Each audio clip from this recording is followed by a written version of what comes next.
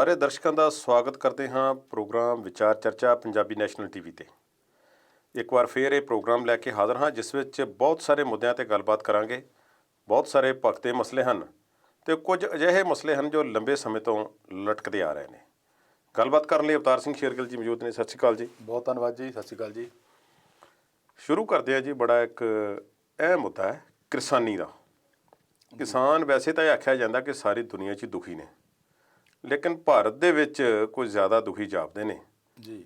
ਕਿਸਾਨਾਂ ਨੇ ਆਤਮ ਹੱਤਿਆਵਾਂ ਵੀ ਕੀਤੀਆਂ। ਇਹ ਨਹੀਂ ਕਿ ਇਕੱਲੇ ਪੰਜਾਬ ਵਿੱਚ ਜਾਂ ਮਾਲਵੇ ਵਿੱਚ, ਹਰ ਸੂਬੇ ਦੇ ਵਿੱਚ ਇਹ ਰਿਪੋਰਟਾਂ ਆਈਆਂ ਜੀ। ਸਰਕਾਰ ਦੇ ਕੰਨਾਂ 'ਤੇ ਕੋਈ ਖਾਸ ਜੂੰ ਨਹੀਂ ਸਰਕਦੀ। ਬਿਲਕੁਲ ਜੀ। ਖੇਤੀ ਨੀਤੀ ਕੋਈ ਠੋਸ ਨਹੀਂ ਹੈ। ਜੀ। ਬਸ ਇਸ ਤਰ੍ਹਾਂ ਕੀਤਾ ਜਾਂਦਾ ਹੈ ਕਿ ਆਹ ਰੋਕ ਲਾ ਦਿਓ, ਆਹ ਕਰ ਦਿਓ। ਕੋਈ ਪੱਕਾ ਹੱਲ ਕਿਸੇ ਮਸਲੇ ਦਾ ਨਹੀਂ ਕੱਢਿਆ ਜਾਂਦਾ। MSP ਮਿਨੀਮਮ ਸਪੋਰਟ ਪ੍ਰਾਈਸ, ਭਾਵ ਕਿ ਫਸਲ ਦੀ ਘੱਟ ਤੋਂ ਘੱਟ ਜਿਹੜੀ ਕੀਮਤ ਹੈ ਇੱਕ ਤੈਅ ਕੀਤੀ ਗਈ ਸੀ ਸਰਕਾਰ ਵੱਲੋਂ ਬਹੁਤ ਸਾਰੀਆਂ ਫਸਲਾਂ ਦੀ। ਉਹਨਾਂ ਵਿੱਚੋਂ ਸਰਕਾਰ ਨੇ ਬਹੁਤ ਸਾਰੀਆਂ ਫਸਲਾਂ ਤਾਂ ਇਹੋ ਜਿਹੀਆਂ ਜਿਹੜੀਆਂ ਕਦੇ ਖਰੀਦੀਆਂ ਹੀ ਨਹੀਂ। ਕੁਛ ਇੱਕ ਨੂੰ ਖਰੀਦਦੀ ਹੈ ਸਰਕਾਰ ਅਤੇ ਹੁਣ ਉਸ ਤੋਂ ਮਿਨੀਮਮ ਤੋਂ ਵੀ ਥੱਲੇ ਆ ਕੇ ਪੈਰ ਪਿੱਛੇ ਖਿੱਚਣ ਦੀ ਗੱਲ ਕੀਤੀ ਜਾ ਰਹੀ ਹੈ। ਪਹਿਲੇ ਤਾਂ ਇਹ ਦੱਸੋ ਕਿ ਇਹ MSP ਹੈ ਕੀ ਅਤੇ ਕਿਵੇਂ ਕੰਮ ਕਰਦੀ ਹੈ? ਦੇਖੋ ਜੀ, ਆਮ ਕਹਾਵਤ ਹੁੰਦੀ ਸੀ ਵੀ ਜੱਟ ਦੀ ਜੂਨ ਬਰੀ, ਹਲ ਛੱਡ ਪੱਠਿਆਂ ਨੂੰ ਜਾਣਾ। ਜੀ। ਉਹ ਜੂਨ ਜਿਹੜੀ ਬੁਰੀ ਆ ਉਹ ਪੁਰਾਣੇ ਸਮਿਆਂ 'ਚ ਵੀ ਉੱਦਾਂ ਹੀ ਸੀ ਅਤੇ ਅੱਜ ਦੇ ਜਿਹੜੇ ਆਧੁਨਿਕ ਜਿਹੜਾ ਯੁੱਗ ਚੱਲ ਰਿਹਾ ਉਹਦੇ ਵਿੱਚ ਵੀ ਉਹ ਜ਼ਿਮੀਂਦਾਰਾਂ ਦੀ, ਕਿਸਾਨਾਂ ਦੀ ਜਿਹੜੀ ਜੂਨ ਆ ਉਹੀ ਆ, ਸੰਘਰਸ਼ਮਈ ਆ, ਤਪਦੇ ਧੁੱਪਾਂ ਵਿੱਚ ਆ, ਪਾਣੀ ਵਿੱਚ ਆ ਅਤੇ ਸਰਦੀਆਂ ਦੇ ਵਿੱਚ ਜਿਹੜੀ ਉਹ ਸੱਪਾਂ ਦੀ ਸਿਰੀਆਂ ਵਿਧਣ ਵਾਲੀ ਆ। ਹਜੇ ਵੀ ਉਹਨਾਂ ਦੀ ਜੂਨ ਸੁਧਾਰਨ ਨੂੰ ਕਿਸੇ ਨੇ ਵੀ ਕੋਈ ਠੋਸ ਉਪਰਾਲਾ ਕੀਤਾ ਹੀ ਨਹੀਂ। ਠੀਕ ਹੈ ਜੀ। ਸਰਕਾਰਾਂ ਆਈਆਂ, ਪਾਰਟੀਆਂ ਬਦਲੀਆਂ, ਕਾਫੀ ਕੁਛ ਚੇਂਜ ਹੁੰਦਾ ਰਿਹਾ, ਬਦਲਦਾ ਰਿਹਾ, ਪਰ ਕਿਸੇ ਨੇ ਵੀ ਕਿਸਾਨੀ ਮੁੱਦੇ ਨੂੰ ਲੈ ਕੇ, ਕਿਸਾਨਾਂ ਦੇ ਜਿਹੜੀ ਉਪਜੀਵਤਾ ਨੂੰ ਲੈ ਕੇ ਜਾਂ ਕਿਸਾਨਾਂ ਦੀ ਖੁਸ਼ਹਾਲੀ ਨੂੰ ਲੈ ਕੇ ਇੱਕ ਸੱਚੇ ਦਿਲੋਂ ਕੰਮ ਨਹੀਂ ਕੀਤਾ। ਜਿਸ ਦੀ ਇਹ ਆਪਾਂ ਕਹਿ ਸਕਦੇ ਪਏ ਹੁਣ ਤੱਕ ਜੇ ਕਿਸਾਨੀ ਉੱਪਰ ਤੱਕ ਕੀ ਜਾਣੀ ਸੀ, ਹੋਰ ਨਿਘਾਰ ਵਾਲੀ ਆਉਂਦੀ ਗਈ ਹੈ। ਇਸ ਦਾ ਮੁੱਖ ਕਾਰਨ ਇਹ ਰਿਹਾ ਵੀ ਸਰਕਾਰਾਂ ਨੇ ਹਮੇਸ਼ਾ ਹੀ ਜੇ ਕੋਈ ਮੁੱਦਾ ਚੁੱਕਿਆ ਤਾਂ ਉਹਨਾਂ ਦਾ ਹੱਥ ਇਹ ਰਿਹਾ ਵੀ ਕਿਸਾਨੀ ਵੱਲੋਂ ਹੀ ਆ ਜਾਂਦੇ ਸੀ। ਜਦੋਂ ਕੋਈ ਕਿਤੇ ਪਾਸੇ ਹੱਥ ਨਹੀਂ ਪੈਂਦਾ ਸੀ ਤੇ ਚਲੋ ਜੀ ਕਿਸਾਨੀ ਵਾਲਾ ਮੁੱਦਾ ਲੈ ਕੇ ਤੁਰ ਪੈਂਦੇ ਸੀਗੇ। ਮੌਜੂਦਾ ਸਰਕਾਰ ਦਾ ਵੀ ਉਹੀ ਹਾਲ ਹੈ। ਠੀਕ ਹੈ ਜੀ। ਗੱਲ ਆਪਾਂ ਕਰਦੇ ਹਾਂ MSP ਦੀ। ਜੀ। MSP ਇੱਕ ਬਹੁਤ ਹੀ ਮਜ਼ਬੂਤ ਢਾਂਚਾ ਸੀਗਾ ਜਿਹਨੂੰ ਕਿ ਘੱਟੋ ਘੱਟ ਸਮਰਥਨ ਮੁੱਲ ਕਹਿ ਦਿੰਦੇ ਪਏ। ਕਿਸੇ ਇੱਕ ਫਸਲ ਦਾ ਇੱਕ ਨਿਸ਼ਚਿਤ ਮੁੱਲ ਤੈਅ ਕਰ ਦੇਣਾ। ਉਹ ਸਰਕਾਰ ਜਦੋਂ ਫਸਲ ਬੀਜੀ ਜਾਂਦੀ ਹੈ ਉਦੋਂ ਹੀ ਉਹ ਤੈਅ ਕਰ ਦਿੰਦੀ ਵੀ ਜੇ ਕਣਕ ਆ ਤਾਂ ਕਣਕ ਦੀ ਜਦੋਂ ਪੈਦਾਵਾਰ ਹੋਣੀ ਹੈ ਤਾਂ ਉਹਦੀ ਆਹ ਸਮਰਥਨ ਘੱਟੋ ਘੱਟ ਮੁੱਲ ਇੰਨਾ ਆ, ਇਹ ਤੋਂ ਥੱਲੇ ਨਹੀਂ ਕੋਈ ਵੀ ਕਿਸਾਨ ਤੋਂ ਖਰੀਦ ਸਕਦਾ। ਠੀਕ ਹੈ ਜੀ। ਉਹਦੇ ਲਈ ਉਹ ਕਰੋੜਾਂ ਅਰਬਾਂ ਰੁਪਈਏ ਸਰਕਾਰ ਨੇ ਦੇਣੇ ਹੁੰਦੇ ਆ ਸੂਬਿਆਂ ਨੂੰ।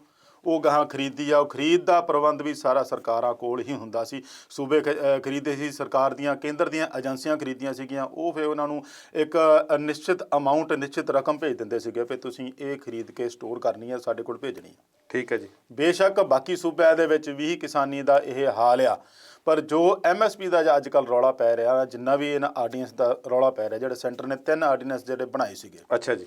ਪਹਿਲਾਂ ਤਾਂ ਮੈਂ ਇਹ ਦੱਸਣਾ ਚਾਹਾਂਗਾ ਵੀ ਆਰਡੀਨੈਂਸ ਦਾ ਮੁੱਢ ਕਿੱਥੋਂ ਵੱਜਾ। ਜੀ। ਇਹ ਯਾਦ ਹੋਊਗਾ ਵੀ ਹਿਮਾਚਲ ਦੇ ਸਾਬਕਾ ਮੁੱਖ ਮੰਤਰੀ ਹੁੰਦੇ ਸੀਗੇ ਸ਼ਾਂਤਾ ਕੁਮਾਰ। ਹਾਂਜੀ। ਜਿਹੜੇ ਕਿ ਭਾਜਪਾ ਦੇ ਬਹੁਤ ਕਦਾਵਰ ਨੇਤਾ ਸੀਗੇ। ਜੀ। 2014 ਤੋਂ 19 ਤੱਕ ਪਿਛਲੀ ਮੋਦੀ ਸਰਕਾਰ ਦੇ ਵਿੱਚ ਉਹ ਫੂਡ ਤੇ ਸਪਲਾਈ ਕੰਜ਼ਿਊਮਰ ਅਫੇਅਰਸ ਮੰਤਰੀ ਵੀ ਸੀਗੇ। ਅੱਛਾ ਜੀ। ਉਹਨਾਂ ਦੇ ਆਧਾਰਿਤ ਤੇ ਇੱਕ ਕਮੇਟੀ ਬਣਾਈ ਸੀ ਜਿਨ੍ਹਾਂ ਨੇ, ਇਹ ਕਮੇਟੀ ਜਿਹੜੀ ਸੀ ਉਹਨੇ ਸਿਫਾਰਸ਼ਾਂ ਕੀਤੀਆਂ ਸੀ ਸਰਕਾਰ ਨੂੰ ਵੀ ਜਿਹੜਾ ਮੰਡੀ ਪ੍ਰਬੰਧ ਆ, ਜਿੱਥੇ ਖਰੀਦ ਹੁੰਦੀ ਆ ਫਸਲਾਂ ਦੀ, ਉਹ ਖਤਮ ਕਰ ਦਿਓ। ਦੂਸਰਾ, ਸਰਕਾਰ ਜਿਹੜੀ ਆ ਉਪਜ ਖਰੀਦਦੀ ਆ, ਉਹ ਉਪਜ ਖਰੀਦਣ ਤੋਂ ਪਿੱਛੇ ਹਟ ਜਾਏ। ਅੱਛਾ ਜੀ। ਉਹਨਾਂ ਦਾ ਕਹਿਣ ਦਾ ਭਾਵ ਇਹ ਸੀ ਕਿ ਸਰਕਾਰ ਨੂੰ ਪੈਸੇ ਬਹੁਤ ਦੇਣੇ ਪੈਂਦੇ ਆ ਜੇ ਆਪ ਉਹ ਇਸ ਪ੍ਰਬੰਧ ਦੇ ਵਿੱਚ ਆਉਂਦੀ ਆ। ਅੱਛਾ ਜੀ। ਹੋਇਆ ਕੀ ਵੀ 2015 ਦੇ ਵਿੱਚ ਵੀ ਇਹ ਕੁਛ ਲਾਗੂ ਕਰਨ ਦਾ ਸੋਚਿਆ ਸੀ ਔਰ ਤਹੀਆ ਵੀ ਕਰ ਲਿਆ ਗਿਆ ਸੀ, ਤਕਰੀਬਨ ਫਾਈਨਲ ਹੀ ਸੀਗਾ ਉਦੋਂ। ਪਰ ਉਦੋਂ ਵੀ ਕਿਸਾਨ ਜਥੇਬੰਦੀਆਂ ਦੇ ਰੌਲੇ ਨਾਲ, ਉਹਨਾਂ ਦੇ ਵਿਰੋਧ ਨਾਲ ਇਹ ਉਦੋਂ ਠੱਪ ਹੋ ਕੇ ਰਹਿ ਗਿਆ। ਹੁਣ ਉਸ ਤੋਂ ਬਾਅਦ ਜੇ ਆਪਾਂ ਗੱਲ ਕਰੀਏ ਵੀ ਲੋਕਡਾਊਨ, ਕਰੋਨਾ ਦਾ ਇੱਕ ਪਾਸੇ ਮਾਰ ਚੱਲ ਰਹੀ ਸੀ ਤੇ ਦੂਜੇ ਪਾਸੇ ਕੇਂਦਰ ਸਰਕਾਰ ਨੇ ਜੂਨ ਦੇ ਵਿੱਚ ਜਦੋਂ ਸਿਖਰ 'ਤੇ ਸੀ ਲੋਕਡਾਊਨ ਦਾ ਪੀਰੀਅਡ ਜਿਹੜਾ, ਉਦੋਂ ਇਹ ਕੈਬਨਿਟ ਦੇ ਵਿੱਚ ਫੈਸਲਾ ਕਰਤਾ ਤਾਂ 3 ਆਰਡੀਨੈਂਸ ਲਿਆ ਕੇ ਪਾਸ ਕਰਤੇ। ਅੱਛਾ ਜੀ। ਇਹਨਾਂ 'ਚ ਇੱਕ ਆਰਡੀਨੈਂਸ ਜਿਹੜਾ ਪ੍ਰੋਕਿਉਰਮੈਂਟ ਖਰੀਦ ਦਾ ਆ, ਇੱਕ ਆਰਡੀਨੈਂਸ ਜਿਹੜਾ ਮੰਡੀਆਂ ਦਾ ਆ, ਤੇ ਇੱਕ ਜਿਹੜਾ ਬੀਤੇ ਦਿਨ ਹੀ ਪਾਸ ਕੀਤਾ ਐਸੈਂਸ਼ੀਅਲ ਕਮੋਡਿਟੀਜ਼ ਐਕਟ ਆ ਜਿਹੜਾ, ਉਹ ਆ ਵੀ ਜ਼ਰੂਰੀ ਵਸਤਾਂ ਬਾਰੇ ਸੋਧ ਬਿੱਲ ਆ, ਜਿਹਦੇ ਵਿੱਚੋਂ ਜੇ ਆਪਾਂ ਕਿਹਾ ਜਾਵੇ ਕੱਲ੍ਹ ਜਿਹੜਾ ਪਾਸ ਕਰ ਦਿੱਤਾ ਬਿੱਲ, ਉਹਦੇ ਵਿੱਚੋਂ ਇਹਨਾਂ ਨੇ ਜ਼ਰੂਰੀ ਵਸਤਾਂ ਤੋਂ ਭਾਵ ਦਾਲਾਂ, ਆਲੂ ਪਿਆਜ਼ ਜਿਹੜੇ ਹੋਰ ਰੋਜ਼ਮਰਾ ਦੀ ਜ਼ਿੰਦਗੀ 'ਚ ਆਪਣੇ ਕੰਮ ਆਉਣ ਵਾਲੀਆਂ ਚੀਜ਼ਾਂ ਉਹ ਜ਼ਰੂਰੀ ਵਸਤਾਂ ਤੋਂ ਬਾਹਰ ਕੱਢਤੀਆਂ। ਅੱਛਾ ਜੀ। ਹਾਲਾਂਕਿ ਪਹਿਲਾਂ ਇਹ ਐਸੈਂਸ਼ੀਅਲ ਚੀਜ਼ਾਂ ਦੇ ਵਿੱਚ ਸੀ, ਹੁਣ ਸੋਧ ਕਰਕੇ ਬਾਹਰ ਕੱਢਤੀਆਂ ਜੀ। ਸ਼ਾਂਤਾ ਕੁਮਾਰ ਵਾਲੀ ਜਿਹੜੀ ਮੈਂ ਕਮੇਟੀ ਦੀ ਗੱਲ ਕੀਤੀ ਆ, ਉਹ ਇਹੀ ਆ ਪਏ ਉਹ ਮੰਡੀ ਪ੍ਰਬੰਧ ਜਿਹੜਾ ਆ ਪਏ ਉਹ ਖਤਮ ਕਰ ਦਿਓ। ਹਾਲਾਂਕਿ ਮੰਡੀ ਦਾ ਪ੍ਰਬੰਧ ਜਿਹੜਾ ਉਹ ਸਟੇਟਾਂ ਦੇ ਸੀ, ਸੈਂਟਰ ਦਾ ਨਹੀਂ ਸੀ। ਇਹ ਸਾਰਾ ਪ੍ਰਬੰਧ ਸਟੇਟਾਂ ਨੇ ਕੀਤਾ ਹੋਇਆ ਸੀ, ਸੂਬੇ ਸਰਕਾਰ ਦੇ ਅੰਡਰ ਸੀ ਸਾਰਾ ਕੁਝ, ਉਹਨਾਂ ਨੇ ਹੀ ਉਹਦਾ ਕੀਤਾ ਹੋਇਆ ਸੀ। ਜੋ ਉੱਥੇ ਰੱਖ ਰਖਾਵ ਆ ਜਾਂ ਉਹਦੀਆਂ 6465 ਦੇ ਕਰੀਬ ਮੰਡੀਆਂ ਜਿਹੜੀਆਂ ਪੰਜਾਬ ਵਿੱਚ ਸੀਗੀਆਂ, ਕਾਫੀ ਜ਼ਿਆਦਾ ਗਿਣਤੀ ਵਿੱਚ ਆ, ਉਹਨਾਂ ਦਾ ਸਾਰਾ ਰੱਖ ਰਖਾਵ ਹੋਇਆ, ਉਹਨਾਂ ਦੇ ਜਿਹੜੇ ਪ੍ਰਬੰਧ ਕਰਨੇ ਆ ਉਹ ਸਾਰਾ ਸਟੇਟ ਸਰਕਾਰ ਦਾ ਸੀ। ਅੱਛਾ ਜੀ। ਹੁਣ ਇਹਨਾਂ ਨੇ ਜਿਹੜਾ ਕਾਰਪੋਰੇਟ ਘਰਾਣਿਆਂ ਨੂੰ ਜਿਹੜਾ ਇਹ ਲਾਹਾ ਦੇਣ ਨੂੰ ਕਹਿ ਲਈਏ ਜਾਂ ਕਿਸਾਨਾਂ ਨੂੰ ਬਿਲਕੁਲ ਹੀ ਡੋਬਣ ਦੇ ਤਰੀਕਾ ਵੀ ਕਹਿ ਲਈਏ ਵੀ ਕਿਸਾਨੀ ਨੂੰ ਹੋਰ ਕਿੱਦਾਂ ਡੋਬਣਾ, ਇਹ ਇੱਕ ਉਹਨਾਂ ਵਿੱਚ ਤਰੀਕਾ ਆ ਜੀ। ਤੇ ਜਿੱਥੋਂ ਤੱਕ ਗੱਲ ਕਰੀਏ ਆਪਾਂ ਸੰਘਰਸ਼ ਦੀ ਕਰਦੇ ਆ, ਉਹ ਕਿਸਾਨਾਂ ਨੇ ਪਹਿਲਾਂ ਜੂਨ ਤੋਂ ਹੀ ਇਹਦੀਆਂ ਜਿਹੜੀ ਬਗਾਵਤੀ ਸੁਰਾਂ ਕਿਸਾਨਾਂ ਦੀਆਂ ਉੱਠਣ ਲੱਗ ਪਈਆਂ ਸੀਗੀਆਂ ਜੀ। ਕਈ ਪਾਰਟੀਆਂ ਨੇ ਇਹਨਾਂ ਦਾ ਵਿਰੋਧ ਵੀ ਕੀਤਾ ਤੇ ਕਈਆਂ ਨੇ ਹੱਕ 'ਚ ਵੀ ਸੀ ਤੇ ਕਈ ਇਸੇ ਸੋਚ ਸੀ ਕਿ ਹੁਣ ਕਰੀਏ ਤੇ ਕੀ ਕਰੀਏ, ਹੱਕ 'ਚ ਬੋਲੀਏ ਕਿ ਖਿਲਾਫ ਬੋਲੀਏ। ਜਿਹਦੇ ਵਾਲੇ ਮੈਂ ਦੂਜੇ ਪਾਸੇ ਵੀ ਆਊਂਗਾ ਵੀ ਆਪਣੇ ਅਕਾਲੀ ਦਲ ਜਿਹੜੀ ਕਿ ਕਿਸਾਨੀ ਦੀ ਪਾਰਟੀ ਮੰਨੀ ਜਾਂਦੀ ਹੈ, ਉਹਨਾਂ ਦਾ ਕੀ ਸਟੈਂਡ ਸੀ, ਉਹ ਵੀ ਇਸ ਆਨਾਕਾਨੀ 'ਚ ਹੀ ਰਹੇ ਸੀਗੇ ਵੀ ਇਹਦੇ ਹੱਕ 'ਚ ਕਰੀਏ ਜਾਂ ਵਿਰੋਧ 'ਚ ਕਰੀਏ। ਪਰ ਜਦੋਂ ਇਹ ਜੂਨ ਦੇ ਵਿੱਚ ਸ਼ੁਰੂ ਕੀਤਾ ਸੀ ਆਰਡੀਨੈਂਸ ਦਾ ਕੰਮ, ਪਹਿਲੀ ਗੱਲ ਤਾਂ ਜੇ ਤੁਸੀਂ ਕਿਸੇ ਬੰਦੇ ਦਾ ਹੁਣ ਘਰ ਵਿੱਚ ਹੀ ਆਪਾਂ ਕਿਸੇ ਬੰਦੇ ਦੇ ਪ੍ਰਤੀ ਆਪਾਂ ਕੋਈ ਪ੍ਰੋਗਰਾਮ ਬਣਾਉਂਦੇ ਆ, ਪਲਾਨ ਬਣਾਉਂਦੇ ਆ, ਆਪਾਂ ਉਹਨੂੰ ਪੁੱਛ ਲੈਂਦੇ ਆ ਵੀ ਭਾਈ ਤੇਰੇ ਬਾਰੇ ਆ ਪ੍ਰੋਗਰਾਮ ਬਣ ਰਿਹਾ, ਤੇਰਾ ਕੀ ਵਿਚਾਰ ਆ। ਜੇ ਤਾਂ ਉਹਨੂੰ ਚੰਗਾ ਲੱਗੂਗਾ ਤਾਂ ਉਹ ਹਾਂ ਕਰ ਦੂਗਾ, ਨਹੀਂ ਚੰਗਾ ਲੱਗੂਗਾ ਕਹੂਗਾ ਇਹਦੇ 'ਚ ਹੋਰ ਤਰਮੀਮ ਕਰੋ, ਕੋ ਸੋਧ ਕਰੋ ਜੀ। ਤੇ ਜੇ ਹੁਣ ਕਿਸਾਨੀ ਬਾਰੇ ਤੁਸੀਂ ਇੱਕ ਪੰਜਾਬ ਦੇ ਜਾਂ ਪੂਰੇ ਦੇਸ਼ ਦੇ ਕਿਸਾਨਾਂ ਬਾਰੇ ਗੱਲ ਕਰ ਰਹੇ ਆ ਤਾਂ ਘੱਟੋ ਘੱਟ ਕਿਸਾਨਾਂ ਨੂੰ ਤਾਂ ਪੁੱਛ ਲਓ ਯਾਰ। ਜੀ। ਤੁਸੀਂ ਇੰਨਾ ਵੀ ਜ਼ਰੂਰੀ ਨਹੀਂ ਸਮਝਿਆ ਵੀ ਤੁਸੀਂ ਜਿਹੜੇ ਬੰਦੇ ਨੇ ਤੁਹਾਨੂੰ ਪੂਰੇ ਇੰਡੀਆ ਦਾ ਪੂਰੇ ਦੇਸ਼ ਦਾ ਢਿੱਡ ਭਰ ਰਿਹਾ ਕਿਸਾਨ, ਉਹਨਾਂ ਤੋਂ ਹੀ ਤੁਸੀਂ ਰਾਏ ਨਹੀਂ ਲਈ ਵੀ ਇਹ ਆਰਡੀਨੈਂਸ ਨੂੰ ਆਪਾਂ ਲਿਆਉਣ ਲੱਗੇ ਆ, ਇਹਦਾ ਕੀ ਅਸਰ ਪਊਗਾ ਤੇ ਇਹਦਾ ਪ੍ਰਭਾਵ ਪੈਣ ਵਾਲਾ ਹੈ। ਮੇਰੇ ਖਿਆਲ ਕਿਸਾਨ ਦੀ ਸਲਾਹ ਤੇ ਅੱਜ ਤੱਕ ਲਈ ਨਹੀਂ ਗਈ ਕਦੇ ਵੀ, ਪਹਿਲਾਂ ਵੀ ਨਹੀਂ ਕਦੇ ਲਈ, ਹੁਣ ਵੀ ਨਹੀਂ ਲਈ, ਔਰ ਮੈਨੂੰ ਲੱਗਦਾ ਨਹੀਂ ਵੀ ਆਉਣ ਵਾਲੇ ਸਮੇਂ ਦੇ ਵਿੱਚ ਵੀ ਇਹਦਾ ਕਿਸਾਨੀ ਦੀ ਕੋਈ ਅਹਿਮ ਮਹੱਤਵ ਰਹਿ ਜਾਊਗਾ। ਇਹ ਕਿਸਾਨ ਤਾਂ ਸਿਰਫ ਦੇਸ਼ ਦਾ ਢਿੱਡ ਭਰਨ ਜੋਗਾ ਹੀ ਰਹਿ ਗਿਆ ਜੀ। ਵੀ ਮਿਹਨਤ ਕਰੀ ਜਾਵੇ, ਧੁੱਪਾਂ 'ਚ ਪਿੰਡਾ ਆਪਣਾ ਤਪਾਈ ਜਾਵੇ ਤੇ ਉਹਦਾ ਮੀਂਹਾਂ ਦੇ ਵਿੱਚ ਦਾ ਪਾਣੀਆਂ ਦੇ ਛੱਪਾਂ ਦੇ ਸਿੱਟੀਆਂ ਮਿੱਧੀ ਜਾਵੇ ਤਾਂ ਦੇਸ਼ ਦਾ ਢਿੱਡ ਭਰੀ ਜਾਵੇ। 2% ਸਿਰਫ ਹੈਗਾ ਇਹਦੀ, ਉਹ 2% ਹੀ ਕਿਸਾਨੀ ਜਿਹੜੀ ਪੰਜਾਬ ਦੀ ਆ ਉਹ ਪੂਰੇ ਦੇਸ਼ ਦਾ ਪੇਟ ਭਰ ਰਹੀ ਆ, ਜਿਸ ਬਾਰੇ ਵੀ ਕੇਂਦਰ ਸਰਕਾਰ ਨੇ ਜਾਂ ਪਹਿਲੀਆਂ ਸਰਕਾਰਾਂ ਨੇ ਜਾਂ ਸੂਬਾ ਸਰਕਾਰਾਂ ਨੇ ਕਦੀ ਵੀ ਆਪਣੀ ਇੱਕ ਇੱਛਾ ਸ਼ਕਤੀ ਨਾਲ ਨਹੀਂ ਸੋਚਿਆ ਇਹਨੂੰ ਵੀ ਯਾਰ ਕਿਸਾਨੀ ਦਾ ਵੀ ਕੁਝ ਕੀਤਾ ਜਾਣਾ ਬਣਦਾ ਆ।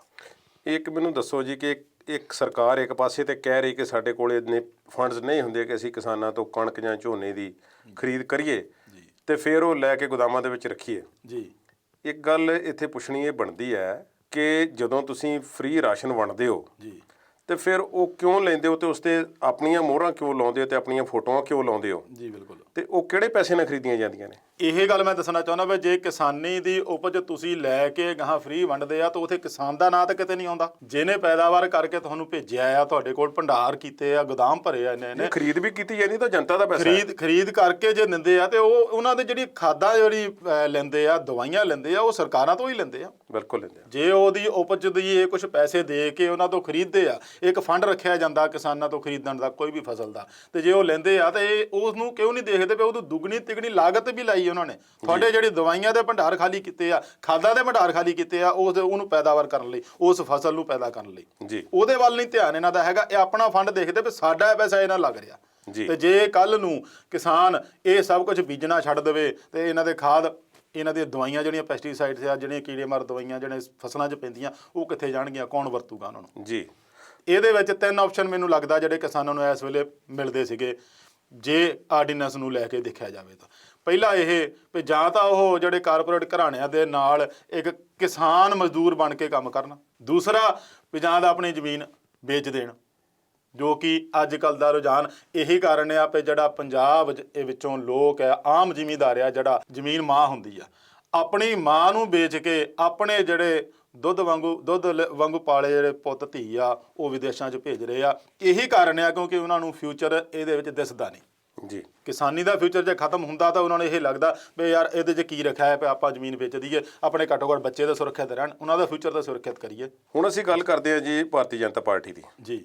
ਭਾਰਤੀ ਜਨਤਾ ਪਾਰਟੀ ਦੇ ਕੇਂਦਰ ਵਿੱਚ ਹੁਕੂਮਤ ਹੈ ਜੀ। ਉਹਨਾਂ ਨੇ ਆਰਡੀਨੈਂਸ ਲਿਆਂਦੇ, ਤੁਸੀਂ ਜਿਵੇਂ ਪਹਿਲਾਂ ਦੱਸਿਆ ਕਿ 2015 'ਚ ਵੀ ਕੋਸ਼ਿਸ਼ ਕੀਤੀ ਗਈ ਸ਼ਾਂਤਾ ਕੁਮਾਰ ਦੀ ਅਗਵਾਈ ਦੇ ਵਿੱਚ ਜੀ, ਤੇ ਹੁਣ ਇਹ ਪਾਸ ਕਰ ਦਿੱਤੇ ਗਏ ਆਰਡੀਨੈਂਸ ਜੀ। ਤੇ ਇਹਨਾਂ ਦੀ ਜਿਹੜੀ ਇੱਕ ਭਾਈਵਾਲ ਪਾਰਟੀ ਹੈ ਅਕਾਲੀ ਦਲ ਜੀ, ਉਹ ਭਾਈਵਾਲੀ ਵੀ ਬੜੀ ਅਜੀਬ ਹੈ ਤੇ ਉਹ ਇੱਕ ਵਾਰੀ ਤੇ ਸਪਸ਼ਟੀਕਰਨ ਦਿੰਦੇ ਆ ਕਿ ਇਹਨਾਂ ਆਰਡੀਨੈਂਸ ਦੇ ਵਿੱਚ ਹੈ ਕੁਝ ਨਹੀਂ ਜੀ ਠੀਕ ਹੈ ਜੀ। ਉਹ ਫੇਰ ਕਹਿ ਦਿੰਦੇ ਕਿ ਨਹੀਂ ਜੇ ਕੋਈ ਇਹੋ ਜਿਹੀ ਗੱਲ ਹੋਈ ਤੇ ਅਸੀਂ ਇਸ ਦੇ ਖਿਲਾਫ ਹਾਂ।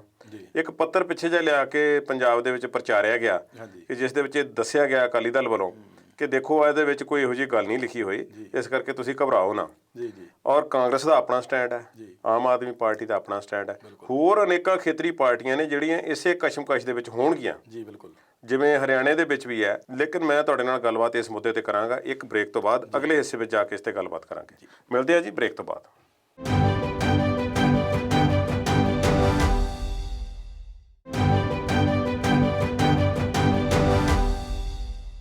ਬ੍ਰੇਕ ਤੋਂ ਬਾਅਦ ਫਿਰ ਤੋਂ ਆਪ ਜੀ ਦਾ ਸਵਾਗਤ ਹੈ ਪ੍ਰੋਗਰਾਮ ਵਿੱਚ। ਸ਼ੇਰਗਿੱਲ ਸਾਹਿਬ, ਜੀ ਗੱਲਬਾਤ ਸ਼ੁਰੂ ਕਰਦੇ ਹਾਂ ਭਾਰਤੀ ਜਨਤਾ ਪਾਰਟੀ ਤੇ ਨਾ ਕਰੀਏ। ਜੀ ਕਾਂਗਰਸ ਦੀ ਅਸੀਂ ਗੱਲ ਕਰਦੇ ਹਾਂ ਕਿ ਉਹਨਾਂ ਦਾ ਕੀ ਸਟੈਂਡ ਹੈ ਤੇ ਕੈਪਟਨ ਅਮਰਿੰਦਰ ਸਿੰਘ ਕੀ ਕਹਿੰਦੇ ਨੇ ਇਸ ਆਰਡੀਨੈਂਸ ਬਾਰੇ। ਦੇਖੋ ਜੀ, ਹਰੇਕ ਸਿਆਸੀ ਪਾਰਟੀ ਜਿਹੜੀ ਆ ਉਹ ਸੱਪ ਦੇ ਮੂੰਹ 'ਚ ਕੋੜ ਕਿਰਲੀ ਵਾਲੇ ਪ੍ਰਭਾਵ ਨਾਲ ਚੱਲ ਰਹੀ ਆ ਜੀ। ਵੀ ਹਾਂ ਪੱਖੀ ਕਰੀਏ ਤੇ ਇਹਦਾ ਸਾਨੂੰ ਕੀ ਫਾਇਦਾ ਹੋਊਗਾ, ਜੇ ਨਾ ਕਰੀਏ ਤਾਂ ਵੀ ਸਾਨੂੰ ਕੀ ਫਾਇਦਾ ਹੋਊਗਾ। ਕਿਸਾਨਾਂ ਦੇ ਫਾਇਦੇ ਵਾਲੀ ਗੱਲ ਜੇ ਤੁਸੀਂ ਕਹੀਏ ਨਾ, ਵੀ ਨਾ ਤਾਂ ਕਾਂਗਰਸ ਦੀ ਸੋਚ ਆ ਨਾ ਅਕਾਲੀ ਦਲ, ਜਿਹੜੀ ਕਿ ਕਿਸਾਨੀ ਪਾਰਟੀ ਆ, ਜਿਹੜੀ ਕਿਸਾਨ ਤੋਂ ਉਪਜੀ ਗਈ ਆ। ਖੁਦ ਇਹਨਾਂ ਦੇ ਪ੍ਰਧਾਨ ਜਿਹੜੇ ਆ ਉਹ ਕਿਸਾਨ ਰਹੇ ਆ, ਉਹ ਵੀ ਉਹਨਾਂ ਦਾ ਵੀ ਇਸ ਪੱਖੋਂ ਨਹੀਂ ਹੈਗਾ ਵੀ ਸਾਡਾ ਕੀ ਫਾਇਦਾ ਆ। ਇਸ ਫਾਇਦੇ ਨੂੰ ਦੇਖਦੇ ਉਹਨਾਂ ਨੇ 3-4 ਮਹੀਨੇ ਲੰਘਾਤੇ, ਜੂਨ ਤੋਂ ਲੈ ਕੇ ਹੁਣ ਤੱਕ। ਜਿਹੜੀ ਉਹਨਾਂ ਨੇ ਕੱਲ੍ਹ ਸਟੇਟਮੈਂਟ ਸੁਖਬੀਰ ਨੇ ਦਿੱਤੀ ਆ ਲੋਕ ਸਭਾ ਦੇ ਵਿੱਚ, ਉਹਨਾਂ ਨੇ ਇਹ ਕਿਹਾ ਵੀ ਜਦੋਂ ਕੈਬਨਿਟ 'ਚ ਫੈਸਲਾ ਹੋਇਆ ਤਾਂ ਸਾਡੀ ਅਕਾਲੀ ਪਾਰਟੀ ਵੱਲੋਂ ਜਿਹੜੀ ਪ੍ਰਤੀਨਿਧ ਸੀ ਵਿੱਚ ਹਰਸਿਮਰਤ ਕੌਰ ਬਾਦਲ, ਉਹਨਾਂ ਨੇ ਇਹਦੇ ਬਾਰੇ ਵਿਰੋਧ ਨਹੀਂ ਕਿਹਾ, ਉਹਨਾਂ ਨੇ ਵਿਰੋਧ ਕੀਤਾ ਸੀ। ਉਹਨਾਂ ਨੇ ਕਿਹਾ ਵੀ ਇਹਦੇ ਸ਼ੰਕੇ ਦੂਰ ਕਰੋ ਕਿਸਾਨਾਂ ਦੇ, ਵੀ ਜੇ ਤੁਸੀਂ ਵਿੱਚ ਹੈਗੇ ਆ ਸਰਕਾਰ ਦੇ, ਤੁਸੀਂ ਆਪ ਕੈਬਨਿਟ ਮੰਤਰੀ ਆ, ਤੁਸੀਂ ਆਪਣੇ ਤੌਰ ਤੇ ਉਹਨਾਂ ਨੂੰ ਭਾਈ ਡਰਾਫਟ ਦਿਓ ਸਾਨੂੰ। ਬਿਲਕੁਲ, ਇਹਦਾ ਖਰੜਾ ਦੱਸੋ ਕੀ ਹੈ, ਅਸੀਂ ਪੜ੍ਹ ਕੇ ਦੇਖੀਏ।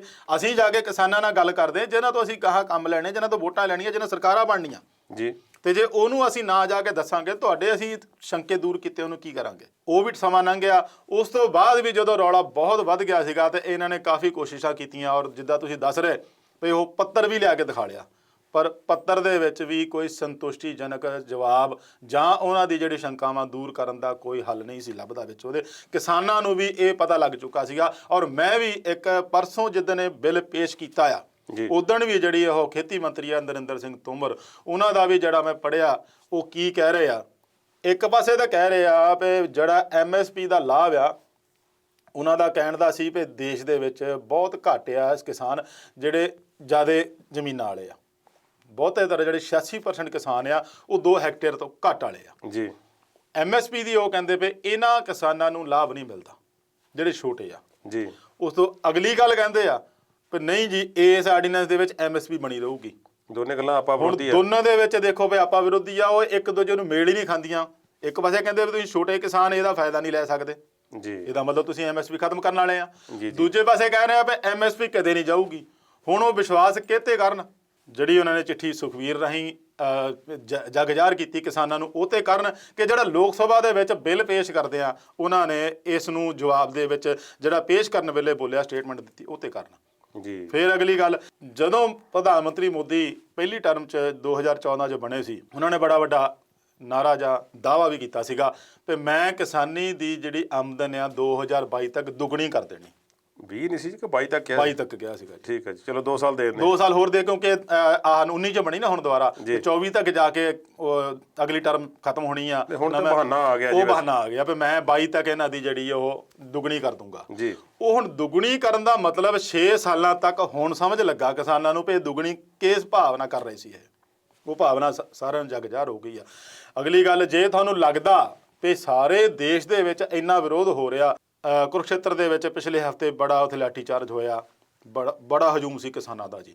ਹੁਣ ਵੀ ਪੱਕੇ ਮੋਰਚੇ ਲਾ ਕੇ ਬੈਠੇ ਆ। ਜੇ ਦੇਖਿਆ ਜਾਵੇ ਤਾਂ ਸਰਦਾਰ ਪ੍ਰਕਾਸ਼ ਸਿੰਘ ਬਾਦਲ ਦੇ ਘਰ ਦੇ ਮੂਹਰੇ ਵੀ ਜਿਹੜਾ ਉਗਰਾਹਾਂ ਗਰੁੱਪ ਹੈ ਕਿਸਾਨਾਂ ਦਾ, ਉਹਨਾਂ ਨੇ ਵੀ ਪੱਕਾ ਮੋਰਚਾ ਲਾਤਾ ਹੋਇਆ ਵੀ ਜੇ ਸਾਡੀ ਬਾਤ ਤੁਸੀਂ ਨਹੀਂ ਫੜਨੀ, ਇੱਕ ਕਿਸਾਨੀ ਪਾਰਟੀ ਹੋ ਕੇ ਨਹੀਂ ਫੜਨੀ, ਤਾਂ ਹੋਰ ਕੌਣ ਫੜੂਗਾ। ਉਸ ਨੂੰ ਵੀ ਨਜ਼ਰਅੰਦਾਜ਼ ਕਰਕੇ ਸਰਕਾਰ ਨੇ ਜਦੋਂ ਇਹ ਇੱਕ ਸ਼ਡਿਊਲ ਤੈਅ ਕੀਤਾ ਹੁੰਦਾ ਵੀ ਸੰਸਦ ਇਜਲਾਸ ਮੌਨਸੂਨ ਸ਼ੁਰੂ ਹੋ ਰਿਹਾ, ਤਾਂ ਉਹਦੇ ਵਿੱਚ ਕਿੰਨੇ ਬਿੱਲ ਆਉਣੇ ਆ ਜੀ, ਉਹਨਾਂ ਦੇ ਵਿੱਚ ਵੀ ਇਹਨਾਂ ਨੇ ਜਾਣਬੁੱਝ ਕੇ ਕਹਿ ਲਓ ਜਾਂ ਇਹਨਾਂ ਨੂੰ ਨਜ਼ਰਅੰਦਾਜ਼ ਕਰਕੇ ਕਹਿ ਲਓ, ਜਿਹੜੀ ਉਹਨਾਂ ਦੀ ਲਿਸਟਿੰਗ ਸੀ ਨਾ ਬਿੱਲਾਂ ਦੀ, ਉਹ ਪਹਿਲੇ, ਦੂਜੇ, ਤੀਜੇ ਨੰਬਰ ਤੇ ਇਹਨਾਂ ਆਰਡੀਨੈਂਸ ਦੀ ਹੀ ਲੱਗੀ ਆ।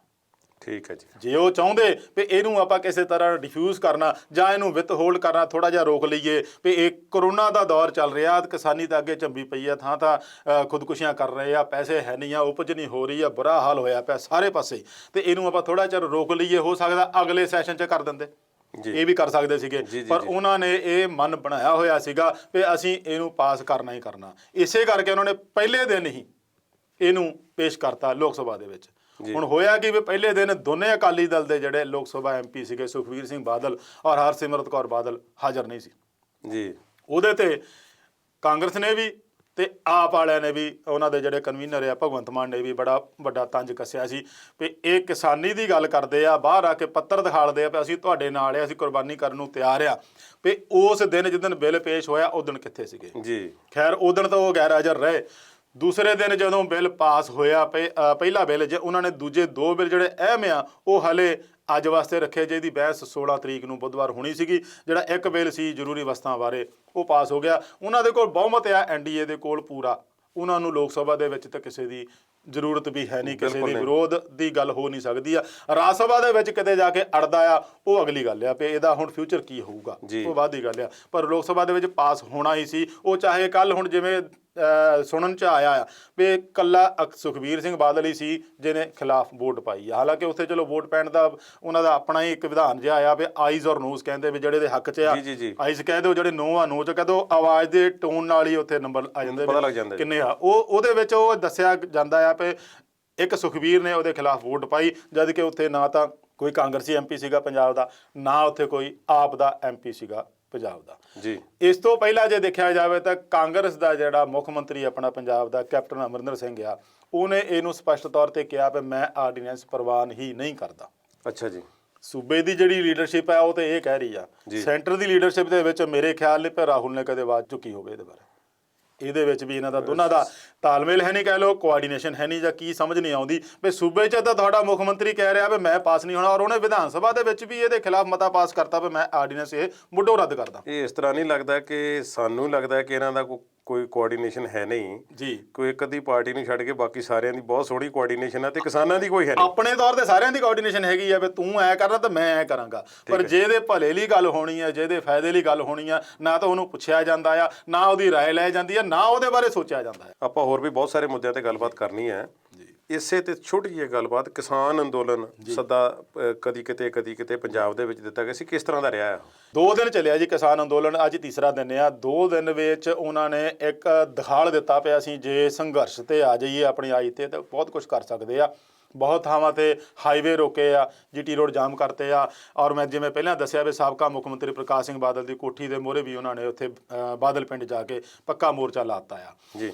ਕਿਸਾਨ ਹੁਣ ਹਮੇਸ਼ਾ ਸੰਘਰਸ਼ਮਈ ਜੀਵਨ ਰਿਹਾ ਇਹਦਾ, ਤੇ ਜੇ ਸੰਘਰਸ਼ ਹੀ ਕਰਦਾ ਰਹੂਗਾ ਤਾਂ ਦੇਸ਼ ਦਾ ਢਿੱਡ ਕਿਵੇਂ ਭਰੂਗਾ? ਔਰ ਸੰਘਰਸ਼ ਕਰਨ ਲਈ ਮਜਬੂਰ ਕੌਣ ਕਰਦੇ ਆ? ਇਹ ਸਿਆਸੀ ਪਾਰਟੀਆਂ ਕਰਦੀਆਂ। ਠੀਕ ਹੈ ਜੀ। ਜੇ ਪਹਿਲਾਂ ਇਹਨਾਂ ਤੋਂ ਰਾਏ ਲੈ ਕੇ ਇਹਨਾਂ ਦੀ ਸਲਾਹ ਨਾਲ ਜਥੇਬੰਦੀਆਂ, ਕਿਸਾਨ ਜਿਹੜੀਆਂ ਬਣੀਆਂ ਜਥੇਬੰਦੀਆਂ ਕਾਹਦੇ ਲਈ ਬਣੀਆਂ? ਗੱਲਬਾਤ ਲਈ ਬਣੀਆਂ। ਇਹਨਾਂ ਦੇ ਆਗੂਆਂ ਨੂੰ ਨਾਲ ਬੈਠ ਕੇ 1 to 1 ਗੱਲ ਕਰੋ ਉਹਨਾਂ ਨਾਲ, ਵੀ ਉਹਨਾਂ ਨੂੰ ਫਾਇਦੇ ਲਓ, ਉਹਨਾਂ ਨੂੰ ਨੁਕਸਾਨ ਦੱਸੋ ਵੀ ਤੁਹਾਡੇ ਕੀ ਨੁਕਸਾਨ ਹੈ, ਫੇਰ ਹੀ ਗੱਲ ਚੱਲਦੀ ਹੁੰਦੀ ਆ। ਕਿਸੇ ਦੇ ਉੱਤੇ ਥੋਪ ਦੇਣਾ ਲੈ ਕੇ ਵੀ ਅਸੀਂ ਆਹ ਕਾਨੂੰਨ ਬਣਾਤਾ ਤੁਹਾਡੇ ਤੇ ਲਾਗੂ ਹੁੰਦਾ, ਮੰਨਣਾ ਮੰਨੋ, ਨਹੀਂ ਮੰਨਣਾ ਨਾ ਸੋ, ਤੁਹਾਡੀ ਮਰਜ਼ੀ ਆ ਜੀ, ਉਹ ਗੱਲ ਨਹੀਂ ਚੱਲਦੀ ਹੁੰਦੀ। ਠੀਕ ਹੈ ਜੀ। ਹੁਣ ਅਸੀਂ ਗੱਲ ਪੰਜਾਬ ਵੱਲ ਕਰਦੇ ਹਾਂ ਜੀ। ਰਾਜਨੀਤੀ ਦੀ ਚੱਲ ਰਹੀ ਤੇ ਰਾਜਨੀਤੀ ਵਾਲੀ ਰਵਾਂਗੇ ਥੋੜਾ ਸਮਾਂ। ਜੀ ਜੀ। ਪੰਜਾਬ ਦੀ ਕਾਂਗਰਸ ਦੇ ਵਿੱਚ ਉਥਲ ਪੁਥਲ ਤੇ ਹੈ ਜੀ, ਉਹ ਇੰਨੀ ਵੀ ਜ਼ਿਆਦਾ ਨਹੀਂ ਕਿ ਉਹਦਾ ਸੇਕ ਕਿਤੇ ਦੂਰ ਤੱਕ ਪਹੁੰਚੇ ਜੀ। ਤੇ ਕੈਪਟਨ ਅਮਰਿੰਦਰ ਸਿੰਘ ਸਟਰੋਂਗ ਹੋ ਕੇ ਨਿਕਲ ਆਉਂਦੇ ਨੇ, ਭਾਵੇਂ ਨਵਜੋਤ ਸਿੱਧੂ ਦੀ ਆਵਾਜ਼ ਹੋਵੇ, ਚਾਹੇ ਪ੍ਰਤਾਪ ਸਿੰਘ ਬਾਜਵਾ ਦੀ ਹੋਵੇ, ਚਾਹੇ ਕਿਸੇ ਹੋਰ ਦੀ ਹੋਵੇ। ਤੇ ਹੁਣ ਪੰਜਾਬ ਕਾਂਗਰਸ ਦੇ ਇੰਚਾਰਜ ਪਹਿਲਾਂ ਆਸ਼ਾ ਕੁਮਾਰ ਜੀ ਸਨ, ਤੇ ਹੁਣ ਕਿਹੜੀ ਇਹੋ ਜਿਹੀ ਨਿਰਾਸ਼ਤਾ ਆਪ ਹੀ ਕਿ ਹਰੀਸ਼ ਰਾਵਤ ਨੂੰ ਲਾਉਣਾ ਪੈ ਗਿਆ? ਇਹਦਾ ਮੁੱਢ ਵੀ ਜੇ ਦੇਖਿਆ ਜਾਵੇ ਤਾਂ ਜਿਹੜਾ ਚਿੱਠੀ ਬੰਬ ਸੀ ਨਾ, ਇੱਕ ਨੂੰ ਚਿੱਠੀ ਬੰਬ ਕਿਹਾ ਗਿਆ, ਜਿਹੜਾ ਸੈਂਟਰਲ ਦੀ ਲੀਡਰਸ਼ਿਪ ਤੇ ਸੋਨੀਆ ਗਾਂਧੀ ਔਰ ਰਾਹੁਲ ਤੇ ਸਵਾਲ ਉਠਾਏ ਸੀਗੇ ਸੀਨੀਅਰ ਲੀਡਰਾਂ ਨੇ ਜੀ, ਵੀ ਸਾਨੂੰ ਕੋਈ ਮਜ਼ਬੂਤ ਲੀਡਰ ਦਿਓ, ਇੱਕ ਸਥਾਪਿਤ ਲੀਡਰ ਦਿਓ ਜੀ, ਕਾਰਜਕਾਰੀ ਨਾਲ ਸਾਡੀ ਗੱਲ ਨਹੀਂ ਬਣਦੀ, ਕਿਹਦੇ ਕੋਲ ਗੱਲ ਉਠਾਈਏ? ਔਰ ਹੁੰਦਾ ਵੀ ਐਂ ਹੀ ਰਿਹਾ ਆ, ਜਦੋਂ ਕਿਤੇ ਪੰਜਾਬ ਦੀ ਗੱਲ ਹੋਣੀ, ਹਾਈ ਕਮਾਂਡ ਹੀ ਕਰੂਗਾ ਜੀ ਜੋ ਕਰੂਗਾ ਜੀ। ਹਾਈ ਕਮਾਂਡ ਨੇ ਜੀ ਉਹ ਸੂਚੀ ਜਾਰੀ ਕਰਨੀ ਆ, ਉਹ ਗੱਲ ਆ ਕੇ ਹਾਈ ਕਮਾਂਡ ਤੇ ਮੁੱਕਦੀ ਸੀ। ਹੁਣ ਹਾਈ ਕਮਾਂਡ ਦੇ ਵਿੱਚ ਹੀ ਜਦੋਂ ਕੋਈ ਸਾਹ ਸੱਤ ਹੈ ਨਹੀਂ, ਉਹਦੇ ਵਿੱਚ ਕੋਈ ਸਥਾਪਿਤ ਲੀਡਰ ਨਹੀਂ, ਪੱਕਾ ਪ੍ਰਧਾਨ ਹੈ ਨਹੀਂ, ਤਾਂ ਉਹਦੇ ਵਿੱਚ ਜਿਹੜੀ ਬਾਗੀ ਸੁਰਾਂ ਉੱਠਣੀਆਂ ਤਾਂ ਲਾਜ਼ਮੀ ਸੀਗੀਆਂ। ਉਹਦੇ ਵਿੱਚ ਗੁਲਾਮ ਨਬੀ ਆਜ਼ਾਦ ਵਗੈਰਾ ਸਾਰਿਆਂ ਨੇ ਚਿੱਠੀ ਪਾਈ ਸੀਗੀ ਜੀ। ਉਸ ਚਿੱਠੀ ਬੰਬ ਨੂੰ ਲੈ ਕੇ ਇੰਨਾ ਕਾ ਉਹਨਾਂ ਦੇ ਵਿੱਚ ਜਿਹੜੀ ਲੀਡਰਸ਼ਿਪ ਦੇ ਵਿੱਚ ਨਾਰਾਜ਼ਗੀ ਆ ਗਈ, ਜਾਂ ਡਰ ਬਹਿ ਗਿਆ ਸਮਝ ਲਓ ਵੀ ਇਹ ਤਾਂ ਗਾਂਧੀ ਪਰਿਵਾਰ ਨੂੰ ਜਾਂ ਗਾਂਧੀ ਖਾਨਦਾਨ ਨੂੰ ਹੀ ਲਾਉਣ ਦੀ ਕੋਸ਼ਿਸ਼ ਕੀਤੀ। ਕਾਂਗਰਸ ਚੋਂ ਕੱਢ ਦੇਣਗੇ ਜੀ। ਤੇ ਮੈਂ ਪਹਿਲਾਂ ਵੀ ਕਈ ਵਾਰੀ ਕਹਿੰਦਾ ਹੁੰਦਾ ਵੀ ਕਾਂਗਰਸ ਨੂੰ ਜੇ ਹੁਣ ਤੱਕ ਦੇਖਿਆ ਗਿਆ ਨਾ, ਉਹ ਦੋ ਹੀ ਚੀਜ਼ਾਂ ਨਾਲ ਦੇਖਿਆ ਗਿਆ, ਜਾਂ ਗਾਂਧੀ ਪਰਿਵਾਰ ਕਾਂਗਰਸ, ਕਾਂਗਰਸ ਗਾਂਧੀ ਪਰਿਵਾਰ। ਜੀ। ਇਹਨਾਂ ਦੋਹਾਂ ਤੋਂ ਇਲਾਵਾ ਜੇ ਕਿਤੇ ਕੋਈ ਸੀਤਾਰਾਮ ਕੇਸਰੀ ਵਰਗਾ ਪ੍ਰਧਾਨ ਬਣਿਆ ਵੀ ਆ ਤਾਂ ਉਹਨੂੰ ਬਹੁਤਾ ਚਿਰ ਟਿਕਣ ਨਹੀਂ ਦਿੱਤਾ। ਜੀ। ਕਾਰਨ ਇਹੀ ਆ ਵੀ ਇਹਨਾਂ ਦਾ ਹੀ ਸ਼ੁਰੂ ਤੋਂ ਗੱਲਬਾਤ ਰਿਹਾ ਆ। ਹੁਣ ਵੀ ਜਿਹੜੇ ਬਹੁਤਾਤ ਜਿਹੜੇ ਲੀਡਰ ਆ ਇਹਨਾਂ ਦੇ, ਉਹ ਇਹਨਾਂ ਦੇ ਹੀ ਆ, ਚਾਹੇ ਮੂੰਹ ਪਿੱਛੇ ਉਹਨਾਂ ਦੀ ਸਿਫਤ ਕਰਨ, ਪਿੱਠ ਪਿੱਛੇ ਭਾਵੇਂ ਨਿੰਦਾ ਹੀ ਕਰਦੇ ਹੋਣ ਵੀ ਯਾਰ ਕਾਹਦੀ ਗੱਲ ਆ ਵੀ ਇੰਨਾ ਕੰਮ ਨਹੀਂ ਕਰ ਸਕਦੇ, ਜਿਵੇਂ ਕਿ ਆਪਾਂ ਮੱਧ ਪ੍ਰਦੇਸ਼ ਤੇ ਰਾਜਸਥਾਨ 'ਚ ਦੇਖਿਆ ਵੀ ਜੋ ਹਾਲ ਮੱਧ ਪ੍ਰਦੇਸ਼ ਇਹਨਾਂ ਦਾ ਹੋਇਆ ਤੇ ਜੋ ਰਾਜਸਥਾਨ 'ਚ ਹੋਇਆ, ਰਾਜਸਥਾਨ 'ਚ ਫੇਰ ਕਵਰ ਕਰ ਗਏ ਜੀ। ਕਿਉਂਕਿ ਮੋਰੇ ਹੋ ਸਕਦਾ ਉਸ ਆਗੂ ਨੂੰ, ਸਚਿਨ ਪਾਇਲਟ ਨੂੰ, ਗਾਹਾਂ ਜਿਹੜਾ ਭਵਿੱਖ ਨਹੀਂ ਦਿਸਿਆ ਕਿਸੇ ਪਾਸੇ ਤੇ ਉਹਨੂੰ ਮੁੜਨਾ ਪਿਆ ਵਾਪਸ, ਨਹੀਂ ਤਾਂ ਉਹ ਇੱਕ ਪਾਸੇ ਤਾਂ ਉਹ ਬਗਾਵਤ ਲਈ ਤੁਰ ਪਿਆ ਸੀਗਾ। ਇੱਕ ਸ਼ਾਰਟ ਦੇ ਵਿੱਚ, ਸੌਰੀ ਤੁਹਾਡੀ ਗੱਲ ਮੈਂ ਟੋਕ ਰਿਹਾ, ਆਪਾਂ ਬ੍ਰੇਕ ਲੈਣੀ ਹੈ। ਜੀ ਜੀ ਗੁਲਾਮ ਨਬੀ ਆਜ਼ਾਦ ਇੰਨੇ ਪੁਰਾਣੇ ਲੀਡਰ ਜੀ। ਔਰ ਜੰਮੂ ਕਸ਼ਮੀਰ ਦੇ ਵਿੱਚ ਕਾਂਗਰਸ ਦਾ ਫੇਸ ਉਹਨਾਂ ਨੂੰ ਕਿਹਾ ਜਾ ਸਕਦਾ ਹੈ। ਬਿਲਕੁਲ। ਉਹਨਾਂ ਨੂੰ ਇੱਕ ਚਿੱਠੀ ਦੇ ਕਰਕੇ ਜਿਹੜਾ ਸੀ, ਜਾਂ ਉਹਨਾਂ ਤੇ ਐਕਸ਼ਨ ਲਿਆ ਗਿਆ, ਜਾਂ ਪਤਾ ਨਹੀਂ ਕੋਈ ਬਹਾਨਾ ਵੀ ਨਹੀਂ ਦਿੱਤਾ ਗਿਆ, ਜਨਰਲ ਸੈਕਟਰੀ ਦੇ ਅਹੁਦੇ ਤੋਂ ਪਾਸੇ ਕਰ ਦਿੱਤਾ ਗਿਆ। ਜੀ। ਕੀ ਕਹਿਣਾ ਚਾਹੋਗੇ? ਇਹਦੇ ਵਿੱਚ ਇਹ ਮੈਂ ਦੱਸਿਆ ਤੁਹਾਨੂੰ ਵੀ ਇਹ ਨਾਰਾਜ਼ਗੀ ਸੀ ਆਗੂਆਂ ਦੀ ਜਿਹੜੀ ਚਿੱਠੀ ਦੇ ਰੂਪ 'ਚ ਆਈ ਆ। ਉਹਨਾਂ ਨੇ ਬਜਾਏ ਇਸ ਨੂੰ ਘੋਖਣ ਦੀ ਵੀ ਇਹ ਬੰਦੇ ਕਹਿ ਕੀ ਰਹੇ ਆ, ਇਹਨਾਂ ਦਾ ਮਕਸਦ ਕੀ ਕਹਿਣ ਦਾ, ਇਹਦੇ ਪਿੱਛੇ ਪੜਚੋਲ ਕੀਤੀ ਜਾਵੇ ਵੀ ਇਹ ਇਹਨਾਂ ਦੀ ਨਾਰਾਜ਼ਗੀ ਦੂਰ ਕਰਨ ਦੀ ਬਜਾਏ ਉਹਨਾਂ ਨੇ ਆਪਣੀ ਜਿਹੜੀ ਆ ਸੰਗਠਨ ਦੇ ਵਿੱਚ ਫੇਰ ਬਦਲ ਕਰਕੇ ਕਿਸੇ ਨੂੰ ਅਹੁਦੇ ਤੋਂ ਹਟਾਤਾ ਤੇ ਕਿਸੇ ਨੂੰ ਅਹੁਦਾ ਨਵਾਂ ਦੇ ਦਿੱਤਾ ਤੇ ਕਿਸੇ ਦੀ ਤਰੱਕੀ ਕਰਤੀ ਤੇ ਕਿਸੇ ਦੀ ਡਿਮੋਸ਼ਨ ਕਰ ਦਿੱਤੀ। ਜੀ। ਬਜਾਏ ਗੁਲਾਮ ਨਬੀ ਆਜ਼ਾਦ ਦੀਆਂ ਗੱਲਾਂ ਸੁਣ, ਉਹਦੇ ਵਿੱਚ ਤਾਂ ਸਿੱਬਲ ਦਾ ਵੀ ਨਾਂ ਆ ਗਿਆ ਸੀਗਾ। ਸਿੱਬਲ ਨੂੰ ਵੀ ਇੱਥੋਂ ਤੱਕ ਕਿ ਰਾਹੁਲ ਉਹਨਾਂ ਨੇ ਕਹਿਤਾ ਸੀ ਕਿ ਇਹ ਭਾਜਪਾ ਦੇ ਇਸ਼ਾਰੇ ਤੇ ਚੱਲ ਰਹੇ ਆ, ਜਦ ਕਿ ਇਹ ਜਿਹੜੇ ਲੀਡਰ ਆ, ਇਹ ਆਗੂ ਆ, ਗੁਲਾਮ ਨਬੀ ਆਜ਼ਾਦ ਹੋਇਆ, ਸਿੱਬਲ ਹੋਇਆ, ਇਹ ਬੜੇ ਕਮਿਟਡ ਲੀਡਰ ਰਹੇ ਸ਼ੁਰੂ ਤੋਂ ਹੀ ਕਾਂਗਰਸ ਦੇ। ਬਿਲਕੁਲ। ਉਹਨਾਂ ਦੇ ਐਡਾ ਵੱਡਾ ਇਲਜ਼ਾਮ ਸਿੱਧਾ ਲਾ ਦੇਣਾ ਵੀ ਭਾਜਪਾ ਦੇ ਇਸ਼ਾਰੇ ਤੇ ਚੱਲ ਰਹੇ ਆ, ਤੇ ਇਹ ਆਪਣੇ ਆਪ 'ਚ ਬਹੁਤ ਵੱਡੀ ਗੱਲ ਸੀ। ਉਹਨਾਂ ਦੀ ਇਹ ਮੁਸ਼ਕਲ, ਉਹਨਾਂ ਦੀ ਜਿਹੜੀ ਦੁੱਖ ਤਕਲੀਫ ਸੁਣਨੀ ਚਾਹੀਦੀ ਸੀਗੀ, ਫੇਰ ਹੀ ਉਹਨਾਂ ਦੇ ਕੋਈ ਐਸੀ ਫੇਰ ਬਦਲ ਵਾਲਾ ਕੰਮ ਕਰਨਾ ਚਾਹੀਦਾ ਸੀਗਾ ਜੀ। ਠੀਕ ਹੈ ਜੀ। ਇੱਕ ਬ੍ਰੇਕ ਤੋਂ ਬਾਅਦ ਮਿਲਦੇ ਹਾਂ ਜੀ। ਇਹ ਪ੍ਰੋਗਰਾਮ ਇਸੇ ਤਰ੍ਹਾਂ ਜਾਰੀ ਰਹੇਗਾ। ਮਿਲਦੇ ਹਾਂ ਜਲਦੀ।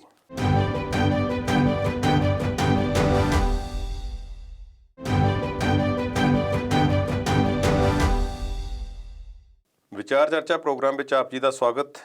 ਸ਼ੇਰਗਿੱਲ ਸਾਹਿਬ, ਅੱਗੇ ਚੱਲਦੇ ਹਾਂ। ਅੱਗੇ ਚੱਲਣ ਤੋਂ ਪਹਿਲਾਂ ਇੱਕ ਪਿਛਲੀ ਥੋੜੀ ਜਿਹੀ ਗੱਲ ਰਹਿ ਗਈ ਸੀ ਕਿ ਹਰੀਸ਼ ਰਾਵਤ ਨੂੰ ਜਿਹੜਾ ਲਾਇਆ ਗਿਆ, ਇਹ ਪੰਜਾਬ ਵਿੱਚ ਕਿਸ ਤਰ੍ਹਾਂ ਦੇਖਿਆ ਜਾਵੇ ਇਸ ਨੂੰ? ਜੀ ਦੇਖੋ, ਚਿਹਰਾ ਬਦਲਣ ਨਾਲ ਸੰਗਠਨ ਦਾ ਜਿਹੜਾ ਕੰਮਕਾਜ ਨਹੀਂ ਬਦਲਦਾ ਹੁੰਦਾ, ਸਿਰਫ ਚਿਹਰਾ ਹੀ ਬਦਲਦਾ ਹੁੰਦਾ। ਨਿਰਭਰ ਇਸ 'ਤੇ ਕਰਦਾ ਵੀ ਉਹ ਬੰਦਾ ਜਿਹੜਾ ਨਵਾਂ ਆਇਆ, ਉਹ ਪਹਿਲੇ ਸੰਗਠਨ ਦੇ ਵਿੱਚ ਜਿੰਨੀਆਂ ਖਾਮੀਆਂ ਉਹਨੂੰ ਲੈ ਕੇ ਅੱਗੇ ਕਿਵੇਂ ਤੁਰਦਾ ਤੇ ਉਹਨੂੰ ਦੂਰ ਕਰਨ ਦੀ ਕਿਵੇਂ ਕੋਸ਼ਿਸ਼ ਕਰਦਾ। ਜੀ। ਪੰਜਾਬ ਕਾਂਗਰਸ ਦੇ ਵਿੱਚ ਇਸ ਵੇਲੇ ਜੇ ਸ਼ੁਰੂ ਤੋਂ ਦੇਖਿਆ ਜਾਵੇ ਤਾਂ ਨਵਜੋਤ ਸਿੱਧੂ ਦੀ ਜਿਹੜੀ ਬਾਗੀ ਸੋਰਿਆ ਚੱਲੀ ਆਉਣ ਡਈ ਸੀ, ਉਸ ਤੋਂ ਬਾਅਦ ਇਹਨਾਂ ਦੇ ਜਿਹੜੇ 2 MP ਆ, ਪ੍ਰਤਾਪ ਸਿੰਘ ਬਾਜਵਾ ਤੇ ਸ਼ਮਸ਼ੇਰ ਸਿੰਘ ਦੂਲੋ, ਉਹਨਾਂ ਨੇ ਵੀ ਕੈਪਟਨ ਅਮਰਿੰਦਰ ਸਿੰਘ ਦੇ ਖਿਲਾਫ ਝੰਡਾ ਬੁਲੰਦ ਕੀਤਾ ਹੋਇਆ ਹੈ। ਪੈਰ ਪੈਰ ਤੇ ਉਹਨਾਂ ਦੀ ਆਲੋਚਨਾ ਹੁੰਦੀ ਰਹਿੰਦੀ ਆ, ਕਰਦੇ ਰਹਿੰਦੇ ਆ, ਸ਼ਰੇਆਮ ਕਰਦੇ ਆ, ਮੀਡੀਆ 'ਚ ਵੀ ਆਉਂਦੇ ਆ, ਔਰ ਪ੍ਰਦਰਸ਼ਨ ਦੇ ਤੌਰ ਤੇ ਵੀ ਕਈ ਵਾਰੀ ਕਰਨ ਤੱਕ ਉਹ ਪਿੱਛੇ ਨਹੀਂ ਹਟਦੇ ਜੀ। ਇਹਨਾਂ ਸਾਰੀਆਂ ਗੱਲਾਂ ਨੂੰ ਦੇਖ ਕੇ ਜੇ ਹਰੀਸ਼ ਰਾਵਤ ਨੂੰ ਲਾਇਆ ਗਿਆ ਤੇ ਉਹਦੇ ਲਈ ਬਹੁਤ ਹੀ ਚੁਣੌਤੀਪੂਰਨ ਕੰਮ ਹੋਊਗਾ, ਕਿਉਂਕਿ ਪਿਛਲੇ ਲੰਬੇ ਸਮੇਂ ਤੋਂ ਪੰਜਾਬ ਕਾਂਗਰਸ ਦੇ ਅਹੁਦੇਦਾਰਾਂ ਦੀ ਸੂਚੀ ਹਜੇ ਤੱਕ ਵੀ ਮੁਕੰਮਲ ਹੀ ਨਹੀਂ ਹੋਈ, ਜਾਰੀ ਤਾਂ ਇੱਕ ਪਾਸੇ ਹੋਣੀ ਆ, ਕਿਉਂਕਿ ਪ੍ਰਧਾਨ ਵੀ ਜਿਹੜੇ ਸੁਨੀਲ ਜਾਖੜ ਹੋਣੀ ਆ, ਉਹ ਵੀ ਕਾਰਜਕਾਰੀ ਤੌਰ ਤੇ ਚੱਲ ਰਹੇ ਜੀ, ਅਸਤੀਫਾ ਦੇ ਚੁੱਕੇ ਆ ਜੀ। ਆਸ਼ਾ ਕੁਮਾਰੀ ਨੂੰ ਹਟਾਉਣ ਦਾ ਕਾਰਨ ਇੱਕ ਦੱਸਿਆ ਜਾਂਦਾ ਸੀਗਾ ਵੀ ਉਹ ਕੈਪਟਨ ਦੇ ਹਾਂ 'ਚ ਹਾਂ ਮਿਲਾਉਂਦੀ ਰਹੇ ਆ। ਅੱਛਾ ਜੀ। ਜਿਵੇਂ ਵੀ ਉਹ ਕਹਿੰਦੇ ਸੀਗੇ, ਕੰਮ ਤਾਂ ਇੰਚਾਰਜ ਦਾ ਇਹੀ ਹੁੰਦਾ ਵੀ ਉਹਨੇ ਅਬਜ਼ਰਵ ਕਰਨਾ ਵੀ ਜਿਹੜਾ ਮੁੱਖ ਮੰਤਰੀ ਤੁਸੀਂ ਆਪ ਦਾ ਲਾਇਆ ਹੋਇਆ ਉਹ ਕੰਮ ਕਿਵੇਂ ਕਰ ਰਿਹਾ, ਤੇ ਜਿਹੜਾ ਪ੍ਰਧਾਨ ਲਾਇਆ ਪਾਰਟੀ ਦਾ ਉਹ ਕੰਮ ਕਿਵੇਂ ਕਰ ਰਿਹਾ, ਪਾਰਟੀ ਦੇ ਜਿਹੜੇ ਕਾਡਰ ਆ ਹੇਠਲੇ ਪੱਧਰ ਤੋਂ ਲੈ ਕੇ ਜਿਹੜੇ ਆਗੂ ਆ ਉਹ ਖੁਸ਼ ਵੀ ਹੈਗੇ ਇਹਨਾਂ ਦੇ ਕੰਮਕਾਜ ਤੋਂ ਕਿ ਨਹੀਂ, ਉਹ ਸਾਰਾ ਦੇਖਣਾ ਹੁੰਦਾ। ਪਰ ਜਿੱਥੇ ਤੱਕ ਆਸ਼ਾ ਕੁਮਾਰੀ ਦਾ ਸਵਾਲ ਸੀ, ਉਹ ਕਹਿੰਦੇ ਸੀ, ਦੱਸਿਆ ਜਾਂਦਾ ਸੀ ਵੀ ਉਹ ਮੁੱਖ ਮੰਤਰੀ ਕੈਪਟਨ ਅਮਰਿੰਦਰ ਸਿੰਘ ਦੀ ਹਾਂ 'ਚ ਹਾਂ ਹੀ ਮਿਲਾਉਂਦੇ ਸੀ ਵੀ ਜਿਵੇਂ ਉਹਨਾਂ ਨੇ ਕਰਤਾ ਠੀਕ ਹੈ ਜੀ, ਬਹੁਤਾ ਉਹਨਾਂ ਦਾ ਕਹਿ ਲਓ ਰੁਝਾਨ ਹੈ ਨਹੀਂ ਸੀ ਜਾਂ ਭੂਮਿਕਾ ਹੈ ਨਹੀਂ ਸੀ ਜੀ। ਹਰੀਸ਼ ਰਾਵਤ ਬਹੁਤ ਹੀ ਸੁਲਝੇ ਹੋਏ ਆ, ਉੱਤਰਾਖੰਡ ਦੇ ਮੁੱਖ ਮੰਤਰੀ ਰਹਿ ਚੁੱਕੇ ਆ, ਕੇਂਦਰ 'ਚ ਵੀ ਸੈਂਟਰਲ ਲੈਵਲ ਤੇ ਕੈਬਨਿਟ ਮੰਤਰੀ ਰਹਿ ਚੁੱਕੇ ਆ, ਉਹ ਹੁਣ ਵੇਲੇ ਵੀ ਆ ਉਹਨਾਂ ਦਾ। ਹੁਣ ਦੌਰਾ ਪੰਜਾਬ ਦੇ ਵੀ ਕਰਨਗੇ, ਤੇ ਜਿੱਥੋਂ ਤੱਕ ਮੀਡੀਆ ਰਿਪੋਰਟਾਂ ਦਾ ਆਪਾਂ ਦੇਖੀਏ ਤਾਂ ਕੱਲ੍ਹ ਹੀ ਦਿੱਲੀ ਵਿੱਚ ਮੁੱਖ ਮੰਤਰੀ ਕੈਪਟਨ ਅਮਰਿੰਦਰ ਸਿੰਘ ਤੇ ਕਾਂਗਰਸ ਦੇ ਜਿਹੜੇ ਪ੍ਰਧਾਨ ਆ ਸੁਨੀਲ ਜਾਖੜ, ਇਹ ਦੋਨੇ ਉਹਨਾਂ ਨੂੰ ਮੁਲਾਕਾਤ ਕਰਕੇ ਆਏ ਆ, ਔਰ ਹੋ ਸਕਦਾ ਵੀ ਉਹਨਾਂ ਨੂੰ ਜਿਹੜੀ ਪੰਜਾਬ ਦੀ ਹੇਠਲੀ ਲੈਵਲ ਦੀ ਜਾਣਕਾਰੀ ਨਾ ਹੋਈ ਹੋਵੇ ਉਹ ਇਹ ਦੇ ਕੇ ਆਏ ਆ, ਜਿਹਦੇ ਵਿੱਚ ਦੱਸਿਆ ਜਾਂਦਾ ਵੀ ਉਹਨਾਂ ਨੇ ਇਹਨਾਂ 2 ਆਗੂ ਜਿਹੜੇ ਆ ਬਾਜਵਾ ਤੇ ਦੂਲੋ ਦੀ ਵੀ ਗੱਲ ਕੀਤੀ ਆ ਵੀ ਕਿਵੇਂ ਉਹ ਸ਼ਰੇਆਮ ਆਲੋਚਨਾ ਕਰਦੇ, ਜਿਸ ਨਾਲ ਸਰਕਾਰ ਦੇ ਪਾਰਟੀ ਦੇ ਅਕਸ ਨੂੰ ਢਾਹ ਲੱਗ ਰਹੀ ਆ। ਤੇ ਉਹਦੇ ਵਿੱਚ ਨਾਲ ਸੁਨੀਲ ਜਾਖੜ ਨੇ ਅਹੁਦੇਦਾਰਾਂ ਦੀਆਂ ਸੂਚੀਆਂ ਬਾਰੇ ਵੀ ਜ਼ਿਕਰ ਕੀਤਾ ਪਿਆ। ਅਹੁਦੇਦਾਰ ਜਿਹੜੇ ਅਜੇ ਤੱਕ ਲਾਏ ਨਹੀਂ ਹੈਗੇ, ਬਹੁਤ ਦੇਰ ਹੋ ਗਈ, ਇਹਨਾਂ ਬਾਰੇ ਵੀ ਚਰਚਾ ਕੀਤੀ ਗਈ ਉਹਨਾਂ ਨੂੰ। ਤੇ ਇਹਨਾਂ ਲਈ ਕੁੱਲ ਮਿਲਾ ਕੇ ਦੇਖਿਆ ਜਾਵੇ ਤਾਂ ਹਰੀਸ਼ ਰਾਵਤ ਲਈ ਪੰਜਾਬ ਕਾਂਗਰਸ ਨੂੰ ਮੁੜ ਕੇ ਲੀਹ ਤੇ ਲਾਉਣ ਲਈ ਹਾਲੇ ਤੱਕ ਤਾਂ ਚੁਣੌਤੀਪੂਰਨ ਕੰਮ ਹੋਵੇਗਾ। ਠੀਕ ਹੈ ਜੀ, ਅਸੀਂ ਹੁਣ ਅੱਗੇ ਚੱਲਦੇ ਹਾਂ ਜੀ। ਇੱਕ ਬੜਾ ਅਹਿਮ ਮੁੱਦਾ ਹੈ, ਬਹੁਤ ਕੁਝ ਹੋਇਆ ਪਿਛਲੇ ਦਿਨਾਂ ਵਿੱਚ। ਹਾਈ ਕੋਰਟ ਨੇ ਹੁਕਮ ਦਿੱਤਾ ਕਿ ਇਸ ਤਰੀਕ ਤੱਕ ਸੁਮੇਧ ਸਿੰਘ ਸੈਣੀ ਨੂੰ ਗ੍ਰਿਫਤਾਰ ਕਰੋ ਜੀ, ਔਰ ਬੜਾ ਸਖਤ ਆਦੇਸ਼ ਸੀ ਔਰ ਝਾੜ ਵੀ ਪਈ ਪੁਲਿਸ ਨੂੰ ਜੀ, ਕਿ ਤੁਸੀਂ ਕੀਤਾ ਕਿਉਂ ਨਹੀਂ। ਔਰ ਉਹਨਾਂ ਦੇ ਜੱਦੀ ਪਿੰਡ ਦੇ ਵਿੱਚ, ਹੁਸ਼ਿਆਰਪੁਰ ਜ਼ਿਲ੍ਹੇ ਦੇ ਵਿੱਚ ਵੀ ਛਾਪਾ ਮਾਰਿਆ ਗਿਆ ਜਾ ਕੇ, ਜੀ, ਹੋਰ ਥਾਂ ਤੇ ਛਾਪੇ ਮਾਰੇ ਗਏ, ਪੰਜਾਬ ਤੋਂ ਬਾਹਰ ਵੀ ਹੋਇਆ। ਉਹਨਾਂ ਨੇ ਉਹ ਹੱਥ ਨਹੀਂ ਆਏ ਪੁਲਿਸ ਦੇ, ਜੀ, ਲੇਕਿਨ ਹੁਣ ਸੁਪਰੀਮ ਕੋਰਟ ਤੋਂ ਉਹਨਾਂ ਨੂੰ ਰਾਹਤ ਮਿਲੀ ਹੈ, ਜੀ, ਉਹਨਾਂ ਦੀ ਗ੍ਰਿਫਤਾਰੀ ਤੇ ਰੋਕ ਲੱਗੀ ਹੈ। ਜੀ, ਇਹ ਘਟਨਾਕ੍ਰਮ ਬਾਰੇ ਪਹਿਲੀ ਤਾਂ ਗੱਲ ਅਸੀਂ ਕਰ ਚੁੱਕੇ ਹਾਂ ਪਿਛਲੇ ਪ੍ਰੋਗਰਾਮ ਵਿੱਚ। ਜੀ, ਜੀ। ਇਹ ਤਾਜ਼ਾ ਘਟਨਾਕ੍ਰਮ ਕੀ ਹੈ, ਇਹਦੇ ਬਾਰੇ ਦੱਸੋ। ਦੇਖੋ, ਇੱਕ ਲਫ਼ਜ਼ ਆਉਂਦਾ ਵੀ ਦੇਰ ਆਇਦ ਦੁਰਸਤ ਆਇਦ। ਜੀ, ਇਹਦੇ ਵਿੱਚ ਬਹੁਤ ਵਧੀਆ ਢੁਕਦਾ ਸੀ ਸੁਪਰੀਮ ਕੋਰਟ ਦੇ ਫੈਸਲੇ ਤੋਂ ਪਹਿਲਾਂ ਤੱਕ। ਜੀ, ਪਰ ਜਿਹੜਾ ਸੁਪਰੀਮ ਕੋਰਟ ਦਾ ਜਿਹੜਾ ਜ਼ਮਾਨਤ ਦੇਣ ਦਾ ਫੈਸਲਾ, ਚਾਹੇ ਉਹ ਵਕਤੀ ਤੌਰ ਤੇ ਹੀ ਆ, ਜੀ, 2 ਹਫ਼ਤਿਆਂ ਲਈ ਦਿੱਤੀ ਆ, ਉਹਦੇ ਵਿੱਚ ਪੰਜਾਬ ਸਰਕਾਰ ਨੂੰ ਨੋਟਿਸ ਵੀ ਜਾਰੀ ਕੀਤਾ ਵੀ ਤੁਸੀਂ ਇੰਨੇ ਕਾਹਲੇ ਕਿਉਂ ਆ ਇਹਨੂੰ ਗ੍ਰਿਫਤਾਰ ਕਰਨ ਲਈ, ਜੀ, ਉਹਦੇ ਲਈ ਜਵਾਬ ਦਿਓ। ਉਹ ਵਕਤੀ ਤੌਰ ਤੇ ਹੀ ਆ, ਪਰ ਫਿਲਹਾਲ ਜਿਹੜਾ ਦੇਰ ਆਇਦ ਵਾਲਾ, ਉਹ ਕਿਤੇ ਨਾ ਕਿਤੇ ਦੇ ਜਿਹੜੇ ਪੀੜਤ ਪਰਿਵਾਰ ਆ ਬਲਵੰਤ ਸਿੰਘ ਮੁਲਤਾਨੀ ਦਾ, ਉਹਨਾਂ ਨੂੰ ਕਿਤੇ ਨਾ ਕਿਤੇ ਝਟਕਾ ਤਾਂ ਲੱਗਾ ਆ। 30 ਸਾਲ ਬਾਅਦ ਜੇ ਇਨਸਾਫ ਦੀ ਇੱਕ ਕਿਰਨ, ਇੱਕ ਆਸ ਜਾਗੀ ਸੀਗੀ, ਉਹ ਇੱਕ ਰੋਕ ਲੱਗ ਗਈ ਆ ਕੇ। ਸੁਪਰੀਮ ਕੋਰਟ ਅਦਾਲਤਾਂ ਦਾ ਚਲੋ ਆਪਣਾ ਕੰਮ ਹੈ, ਉਹਦੇ ਤੇ ਆਪਾਂ ਕਿੰਤੂ ਪਰੰਤੂ ਨਹੀਂ ਕਰ ਸਕਦੇ, ਪਰ ਉਹਨਾਂ ਦਾ ਜਿਹੜਾ ਉੱਥੇ ਵਕੀਲ ਸੁਮੇਧ ਸੈਣੀ ਦਾ, ਚੋਟੀ ਦਾ ਵਕੀਲ ਆ ਮੁਕੁਲ ਰੋਹਿਤਗੀ, ਜਿਹੜਾ ਕਿ ਇੰਡੀਆ ਲੈਵਲ ਤੇ ਇੱਕ ਅਟਾਰਨੀ ਜਨਰਲ ਔਰ ਸੋਲਿਸਿਟਰ ਜਨਰਲ ਵੀ ਰਹਿ ਚੁੱਕਾ। ਕਹਿੰਦੇ ਉਹਨਾਂ ਨੇ ਬੜੀ ਵੱਡੀ ਕੋਈ ਚਾਲ ਖੇਡੀ ਹੈ। ਉਹਨੇ ਬਹੁਤ ਤਗੜੀ ਦਲੀਲ ਦਿੱਤੀ ਆ ਜੀ। ਉਹਨੇ ਕੀ ਪੇਸ਼ ਕੀਤਾ ਜੋ ਪੜ੍ਹਨ ਸੁਣਨ ਦੇ ਵਿੱਚ ਆਇਆ, ਬਈ ਸੁਮੇਧ ਸੈਣੀ ਦੀ ਮੌਜੂਦਾ ਮੁੱਖ ਮੰਤਰੀ ਦੇ ਨਾਲ ਬਣਦੀ ਨਹੀਂ। ਅੱਛਾ ਜੀ। ਕੈਪਟਨ ਅਮਰਿੰਦਰ ਸਿੰਘ ਦੇ ਨਾਲ ਜੀ। ਉਹ ਨਾ ਬਣਨ ਕਰਕੇ ਇਹਨਾਂ ਦੇ ਵਿੱਚ ਜਿਹੜੀ ਅਣਬਣ ਆ, ਉਸ ਅਣਬਣ ਦਾ ਲਾਹਾ ਲੈ ਕੇ ਇਹਨੂੰ ਗ੍ਰਿਫਤਾਰ ਕਰਨ ਦੇ ਤੁਲੀ ਹੋਈ ਹੈ ਸਰਕਾਰ। ਜੀ। ਦੂਸਰਾ ਉਹਨੇ ਕੀ ਕਿਹਾ, ਦੇਖੋ ਪੇਸ਼ ਤਾਂ ਹੁਣ ਵੀ ਨਹੀਂ ਹੋਇਆ ਸੁਪਰੀਮ ਕੋਰਟ 'ਚ, ਜਦੋਂ ਤੋਂ ਭਗੌੜਾ ਆਇਆ ਵੀਡੀਓ ਕਾਨਫਰੰਸਿੰਗ ਰਾਹੀਂ ਉਹਦੀ ਗੱਲਬਾਤ ਹੋਈ ਹੈ, ਜਾਂ ਵਕੀਲ ਨੇ ਜੋ ਪੱਖ ਇਹਦਾ ਪੇਸ਼ ਕੀਤਾ ਹੋਈ ਆ, ਉਹਦੇ 'ਚ ਕੀ ਹੋਇਆ ਕਿ ਮੈਂ ਜੀ ਐਡੇ ਵੱਡੇ ਅਹੁਦੇ ਤੇ ਰਹਿ ਚੁੱਕਾ ਆ, SSP ਲੈਵਲ ਤੇ ਮੇਰੇ ਤੇ ਹਮਲੇ ਹੋਏ ਆ, ਬੁਰੀ ਤਰ੍ਹਾਂ ਮੈਂ ਮਤਲਬ ਟੁੱਟ ਚੁੱਕਾ ਸੀਗਾ ਜਦੋਂ ਹਮਲਿਆਂ ਵੇਲੇ, ਹੁਣ ਮੈਂ ਰਿਟਾਇਰ ਹੋ ਚੁੱਕਾ ਆ, ਸੇਵਾ ਮੁਕਤ ਹੋਣ ਦੇ ਬਾਵਜੂਦ ਮੈਨੂੰ ਪਰੇਸ਼ਾਨ ਕੀਤਾ ਜਾ ਰਿਹਾ ਇਸ ਮਾਮਲੇ ਦੇ ਵਿੱਚ, ਇਸ ਕੇਸ ਦੇ ਵਿੱਚ। ਮੇਰੇ ਖਿਆਲ ਵਕੀਲ ਨੇ ਇਹ ਵੀ ਕਿਹਾ ਕਿ ਕੇਸ ਤੇ 1991 ਦਾ ਹੈ ਤੇ ਪੁਲਿਸ ਨੂੰ ਇੰਨੀ ਉਹ ਕਿਹੜਾ ਹੁਣ ਤੱਕ ਉਹ ਭਜੇ ਨੇ ਕਿਤੇ। ਬਿਲਕੁਲ ਇਸੇ ਟਿੱਪਣੀ ਤੇ ਸੁਪਰੀਮ ਕੋਰਟ ਨੇ ਟਿੱਪਣੀ ਕੀਤੀ ਆ ਕਿ ਸਰਕਾਰ ਇਹ ਜਵਾਬ ਦੇਵੇ ਵਿੱਚ 30 ਸਾਲ ਤੱਕ ਇਹਨਾਂ ਨੇ ਇਹਦੇ ਬਾਰੇ ਕੁਝ ਨਹੀਂ ਕੀਤਾ, ਤਾਂ ਹੁਣ 30 ਸਾਲ ਤੋਂ ਬਾਅਦ ਇੰਨੀ ਕਾਹਲੀ ਕਿਉਂ ਇਹਨੂੰ ਗ੍ਰਿਫਤਾਰ ਕਰਨ ਦੀ ਆ, ਜਦ ਕਿ ਪੁਲਿਸ ਨੇ ਉਹਦੇ ਵਿੱਚ ਪੇਸ਼ ਕੀਤਾ ਸੀਗਾ ਹਾਈ ਕੋਰਟ 'ਚ ਔਰ ਉਹਦੇ ਵਿਸ਼ੇਸ਼ ਅਦਾਲਤ ਵਿੱਚ ਵੀ ਕਿ ਸਾਨੂੰ ਇਹਦੀ ਪੁੱਛਗਿੱਛ ਵਾਸਤੇ ਹਿਰਾਸਤ ਦੀ ਲੋੜ ਆ।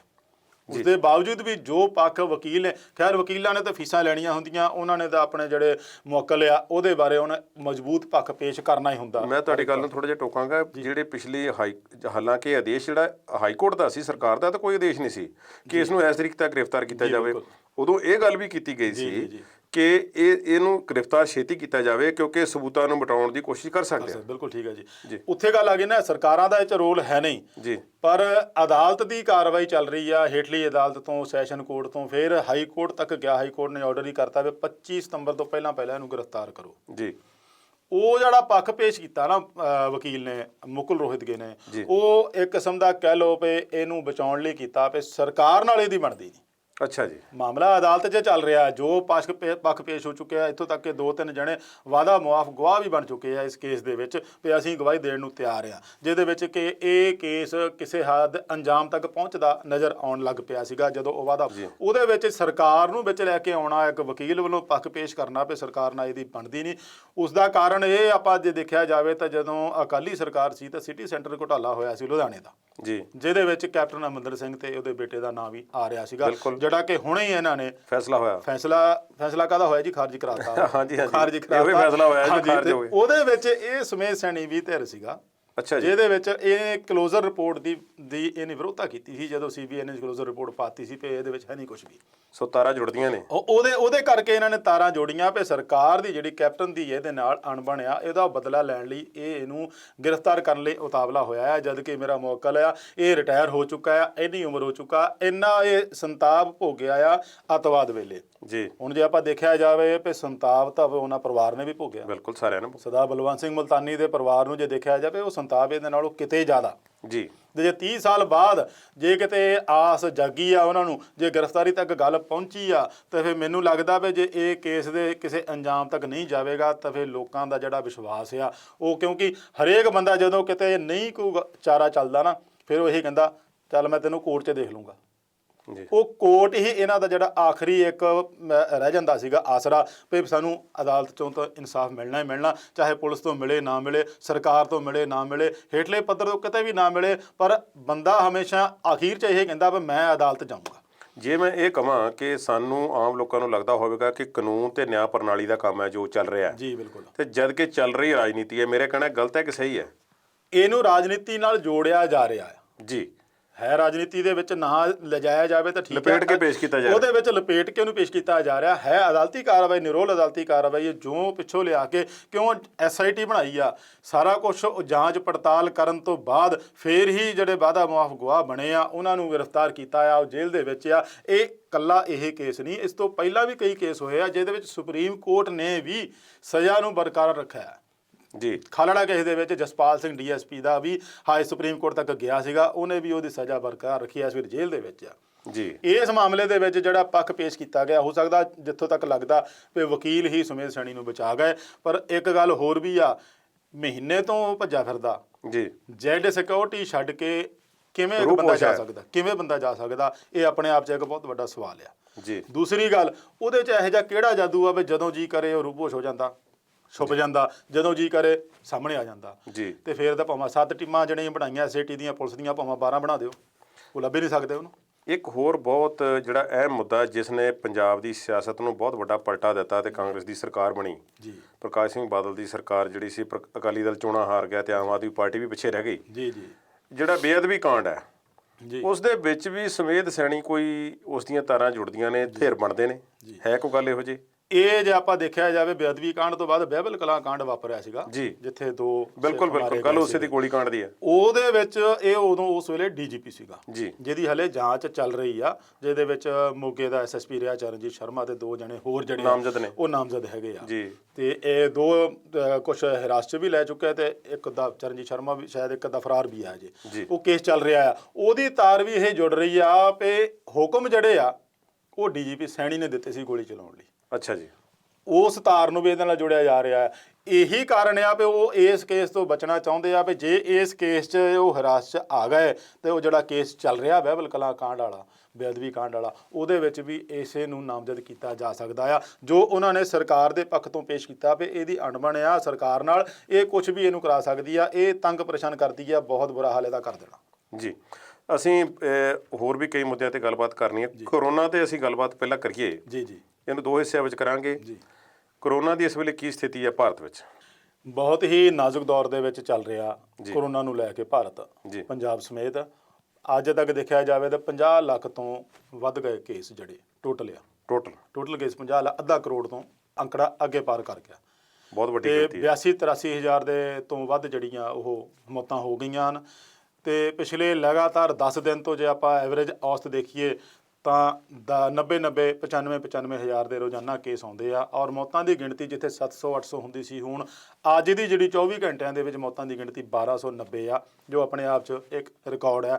ਇਹ ਬਹੁਤ ਤੇਜ਼ੀ ਨਾਲ ਫੈਲ ਰਿਹਾ, ਔਰ ਇਹ ਦੇ ਵਿੱਚ ਸਰਕਾਰ ਦੇ ਜਿਹੜੀ ਸਿਹਤ ਸਹੂਲਤਾਂ ਨੂੰ ਦੇਖਿਆ ਜਾਵੇ ਤਾਂ ਪ੍ਰਬੰਧ ਬਹੁਤ ਘੱਟ ਆ। ਲੋਕੀ ਸਰਕਾਰ ਤੇ ਸਿੱਟੀ ਜਾਂਦੇ ਆ ਤੇ ਸਰਕਾਰ ਲੋਕਾਂ ਤੇ ਸਿੱਟਦੇ ਵੀ ਲੋਕ ਇਹਤਿਆਤ ਨਹੀਂ ਰੱਖਦੇ। ਇਹ ਭਾਈ ਬਹੁਤ ਹੀ ਖਤਰਨਾਕ ਬਿਮਾਰੀ ਆ, ਇਹਦਾ ਕੋਈ ਤੋੜ ਨਹੀਂ ਹਜੇ ਤੱਕ, ਜਿੰਨਾ ਚਿਰ ਵੈਕਸੀਨ ਨਹੀਂ ਆਉਂਦੀ। ਇਹਦੇ 'ਚ ਬਚਾਅ 'ਚ ਹੀ ਬਚਾਇਆ, ਜਿੰਨਾ ਇਹਤਿਆਤ ਰੱਖੂਗੇ ਤਾਂ ਹੀ ਬਚਾਇਆ, ਨਹੀਂ ਤਾਂ ਸਰਕਾਰ ਨੇ ਤਾਂ ਆਪਣਾ ਹੱਥ ਪੱਲਾ ਵੈਸੇ ਹੀ ਝਾੜਿਆ ਹੋਇਆ ਤਾਂ ਉਹ ਗਾਂ ਵੀ ਝਾੜ ਦੂਗੀ। ਤੇ ਇਹ ਲੋਕਾਂ ਦੇ ਉੱਤੇ ਆ ਜੀ, ਕਿ ਉਹਨਾਂ ਨੇ ਇਹਤਿਆਤ ਰੱਖੂਗੇ ਤਾਂ ਹੀ ਬਿਮਾਰੀ ਤੋਂ ਨਿਜਾਤ ਪਾ ਸਕਦੇ ਜੀ। ਠੀਕ ਹੈ ਜੀ।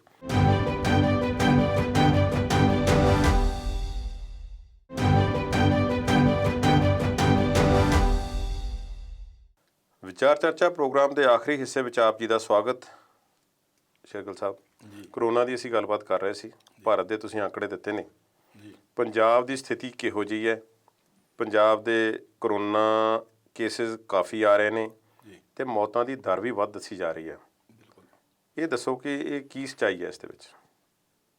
ਦੇਖੋ ਜੀ, ਦੇਸ਼ ਦੇ ਨਾਲ ਨਾਲ ਪੰਜਾਬ 'ਚ ਵੀ ਕਰੋਨਾ ਬਹੁਤ ਬੁਰੀ ਤਰ੍ਹਾਂ ਪੈਰ ਪਸਾਰ ਰਿਹਾ ਜੀ। ਰੋਜ਼ਾਨਾ ਦੀ ਗਿਣਤੀ 'ਚ ਜੇ ਆਪਾਂ ਦੇਖਿਆ ਜਾਵੇ ਤਾਂ 1.5 ਤੋਂ 2000 ਕੇਸ ਲਗਾਤਾਰ ਆ ਰਹੇ ਆ, ਔਰ ਇਹਦੇ ਵਿੱਚ ਮੌਤਾਂ ਦੀ ਗਿਣਤੀ ਵੀ 100 ਤੋਂ ਟੱਪ ਰਹੀ ਆ ਰੋਜ਼ਾਨਾ। ਸਭ ਤੋਂ ਵੱਧ ਜੇ ਮਾਰ ਦੇਖਿਆ ਜਾਵੇ ਤਾਂ ਲੁਧਿਆਣੇ ਜ਼ਿਲ੍ਹੇ 'ਚ ਆ। ਅੱਛਾ ਜੀ। ਉੱਥੇ ਇਸ ਵੇਲੇ ਮੌਤਾਂ ਦੀ ਗਿਣਤੀ ਬਾਕੀ ਜਿਹੜੇ ਜ਼ਿਲ੍ਹਿਆਂ ਨਾਲੋਂ ਬਹੁਤ ਜ਼ਿਆਦਾ ਆ, ਤੇ ਸਭ ਤੋਂ ਘੱਟ ਆ ਉਹ ਮਾਨਸਾ ਜ਼ਿਲ੍ਹੇ 'ਚ ਆ। ਲੁਧਿਆਣੇ ਦੇ ਨਾਲ ਜਲੰਧਰ ਵੀ ਉਹੀ ਹਾਲਤ ਵਿੱਚ ਆ, ਪਟਿਆਲਾ ਵੀ, ਅੰਮ੍ਰਿਤਸਰ ਵੀ।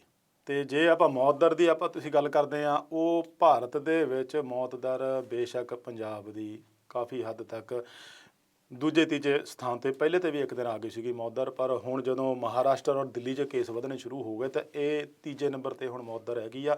ਪਰ ਇਹ ਆਪਣੇ ਆਪ 'ਚ ਇੱਕ ਬਹੁਤ ਵੱਡੀ ਖਤਰੇ ਦੀ ਨਿਸ਼ਾਨੀ ਆ। ਉਹ ਗੱਲ ਉੱਥੇ ਆ ਜਾਂਦੀ ਆ ਕਿ ਸਰਕਾਰਾਂ ਨੇ ਸਿਹਤ ਸਹੂਲਤਾਂ ਵੱਲ ਕੋਈ ਧਿਆਨ ਨਹੀਂ ਦਿੱਤਾ। ਆਮ ਕਿਹਾ ਗਿਆ ਕਿ ਜਦੋਂ ਲੋਕਡਾਊਨ ਪੀਰੀਅਡ ਸੀਗਾ, ਉਹ WHO ਨੇ ਵੀ ਕਿਹਾ ਵੀ ਜੇ ਤੁਸੀਂ ਲੋਕਡਾਊਨ ਕਰਕੇ ਲਾਇਆ ਤਾਂ ਉਹ ਕਰੋਨਾ ਕਰਕੇ ਨਹੀਂ ਲਾਇਆ, ਉਹ ਤੁਸੀਂ ਆਪਦੇ ਪ੍ਰਬੰਧਾਂ ਕਰਕੇ ਲਾਇਆ ਸੀ। ਉਹ ਪ੍ਰਬੰਧ ਤੁਸੀਂ ਉਦੋਂ ਮਜ਼ਬੂਤ ਕਰਨੇ ਸੀਗੇ, ਨਾ ਕਿ ਕਰੋਨਾ ਲੋਕਡਾਊਨ ਨਾਲ ਘਟਣ ਲੱਗਾ ਜਾਂ ਹਟਣ ਲੱਗਾ ਜੀ। ਪਰ ਇਹਨਾਂ ਨੇ ਉਸ ਲੋਕਡਾਊਨ ਪੀਰੀਅਡ ਦੇ ਵਿੱਚ ਵੀ ਆਪਣੇ ਸਿਹਤ ਸਹੂਲਤਾਂ ਦਾ ਪ੍ਰਬੰਧ ਨੂੰ ਮਜ਼ਬੂਤ ਕਰਨ ਦੀ ਬਜਾਏ ਆਰਾਮ ਨਾਲ ਬਹਿ ਗਏ। ਜੋ ਤਹਿਸ ਨਹਿਸ ਇਕੋਨਮੀ ਦਾ ਹੋਇਆ ਆ, ਵਪਾਰ ਦਾ ਹੋਇਆ, ਉਹਦੇ ਵੱਲ ਕਿਸੇ ਦਾ ਧਿਆਨ ਨਹੀਂ ਗਿਆ। ਠੀਕ ਆ, ਉਦੋਂ ਬੜੀ ਵਾਹ ਹੋਈ ਸੀ ਵੀ ਹਾਂ ਵੀ ਲੋਕਡਾਊਨ ਕਰਕੇ ਕਰੋਨਾ ਨੂੰ ਭਾਰਤ ਨੇ ਆਉਣ ਤੋਂ ਰੋਕ ਲਿਆ, ਕਾਬੂ 'ਚ ਕਰ ਲਿਆ। ਬਹੁਤ ਉਹ ਇੱਕ ਮੁੱਢਲੀ ਸਟੇਜ ਸੀਗੀ। ਜੇ ਉਹਨੂੰ ਥੋੜ੍ਹਾ ਜਿਹਾ ਹਟ ਕੇ ਜਾਂ ਥੋੜ੍ਹਾ ਜਿਹਾ ਲੇਟ ਲਾਉਂਦੇ, ਹੋ ਸਕਦਾ ਵੀ ਇੱਥੇ ਤੱਕ ਨਹੀਂ ਪਹੁੰਚਦਾ। ਪਰ ਜੇ ਆਪਾਂ ਉਦੋਂ ਅਗਲੀ ਗੱਲ ਕਹੀਏ ਤਾਂ ਜਿਹੜੇ ਸਿਹਤ ਮੰਤਰੀ ਹਰਸ਼ਵਰਧਨ ਆ, ਉਹਨਾਂ ਦਾ ਵੀ ਪਰਸੋਂ ਲੋਕ ਸਭਾ 'ਚ ਇੱਕ ਬਿਆਨ ਸੀਗਾ ਕਿ ਜੇ ਲੋਕਡਾਊਨ ਉਸ ਦੌਰਾਨ ਨਹੀਂ ਲੱਗਿਆ ਹੁੰਦਾ ਤਾਂ ਸਾਡੀ ਜਿਹੜੀ ਮੌਤਾਂ ਦੀ ਗਿਣਤੀ 30-35 ਲੱਖ ਦੇ ਕਰੀਬ ਹੋਣੀ ਸੀਗੀ। ਕੇਂਦਰੀ ਮੰਤਰੀਆਂ ਵੱਲੋਂ ਵੀ ਤੇ ਭਾਜਪਾ ਦੇ ਕਈ ਆਗੂਆਂ ਵੱਲੋਂ ਤੇ ਸਵਾਮੀ ਰਾਮਦੇਵ ਵੱਲੋਂ ਵੀ ਟੋਟਕੇ ਵੀ ਦਿੱਤੇ ਗਏ ਲੋਕਾਂ ਨੂੰ ਜੀ ਕਿ ਇਸ ਤਰ੍ਹਾਂ ਕਰੋ ਤੇ ਕਰੋਨਾ ਹਟ ਜਾਂਦਾ ਹੈ, ਗਊ ਮੂਤਰ ਨਾਲ ਹਟ ਜਾਂਦਾ, ਫਲਾਨੀ ਚੀਜ਼ ਨਾਲ ਹਟ ਜਾਂਦਾ। ਉਹ ਵੀ ਹੁਣ ਚੁੱਪ ਕਰ ਗਏ ਵੈਸੇ। ਬਿਲਕੁਲ, ਉਹ ਉਹਨਾਂ ਦੇ ਤਾਂ ਦਵਾਈ ਪੈਦਾ ਕਰਤੀ ਸੀ ਰਾਮਦੇਵ ਹੁਣਾਂ ਨੇ ਵੀ ਮੈਂ ਜੀ ਕਰੋਨਾ ਦੀ ਦਵਾਈ ਪੈਦਾ ਕਰ ਦਿੱਤੀ ਆ। ਪਰ ਜਿਹੜੇ ਵੱਡੀਆਂ ਕੰਪਨੀਆਂ ਵਾਲੇ ਉਹ ਤਾਂ ਫਿਰ ਹੈਰਾਨ ਰਹਿ ਗਏ ਵੀ ਸਾਡਾ ਤਾਂ ਜੇ ਕੁਝ ਬਣਿਆ ਨਹੀਂ ਤੇ ਰਾਮਦੇਵ ਨੇ ਕਿੱਥੋਂ ਦਵਾਈ ਕੱਢਤੀ। ਜਦੋਂ ਰੌਲਾ ਪਿਆ ਉਹ ਕਹਿੰਦਾ ਨਹੀਂ ਜੀ ਇਹ ਤਾਂ ਕਰੋਨਾ ਕਿੱਟ ਹੈ ਜੀ, ਮੈਂ ਦਵਾਈ ਦਾ ਨਾਂ ਹੀ ਨਹੀਂ ਲਿਆ ਜੀ। ਉਹ ਇੱਕਦਮ ਬੈਕ ਲੈ ਗਿਆ ਜੀ, ਆਪਣਾ ਬਿਆਨ ਹੀ ਵਾਪਸ ਲੈ ਗਿਆ ਵੀ ਇਹ ਤਾਂ ਕਰੋਨਾ ਕਿੱਟ ਆ। ਹਾਲਾਂਕਿ ਕਰੋਨਾ ਨੂੰ ਖਤਮ ਕਰਨ ਲਈ ਇਮਿਊਨਿਟੀ ਬੇਸ ਹੀ ਦਵਾਈ ਚੱਲਦੀ ਆ ਜੀ। ਜੋ ਉਹ ਇਮਿਊਨਿਟੀ ਵਾਲੀ ਹੀ ਦਵਾਈ ਬਣਾਉਂਦਾ। ਜਿਹੜੀਆਂ ਮੋਟੀਆਂ ਦਵਾਈਆਂ ਇਮਿਊਨਿਟੀ ਵਾਸਤੇ ਹੀ ਹੁੰਦੀਆਂ, ਆਮ ਕਰਕੇ ਦੇਖਿਆ ਜਾਂਦਾ। ਤਾਂ ਉਸੇ ਲਈ ਉਹਨੇ ਬਣਾਈ ਸੀਗੀ। ਤੇ ਜੇ ਸਰੀਰ ਦੀ ਇਮਿਊਨਿਟੀ ਹੋਊਗੀ ਤਾਂ ਆਪੇ ਉਹ ਕਰੋਨਾ ਨਾਲ ਟੱਕਰਾ ਕਰੇਗਾ, ਕਰੋਨਾ ਆਪੇ ਖਤਮ ਹੋਊਗਾ ਤਾਂ ਬੰਦਾ ਤੰਦਰੁਸਤ ਹੋਊਗਾ।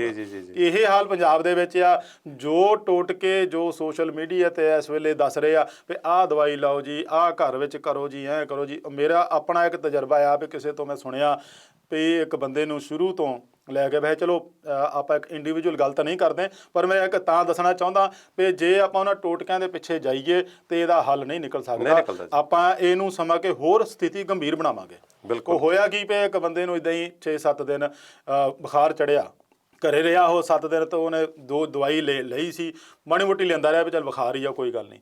7-8 ਦਿਨਾਂ ਤੋਂ ਬਾਅਦ ਉਹਦੀ ਹਾਲਤ ਇੰਨੀ ਕੁ ਖਰਾਬ ਹੋ ਗਈ ਵੀ ਉਹ ਬੰਦਾ ICU ਤੋਂ ਮੁੜ ਕੇ ਆਇਆ ਜੀ।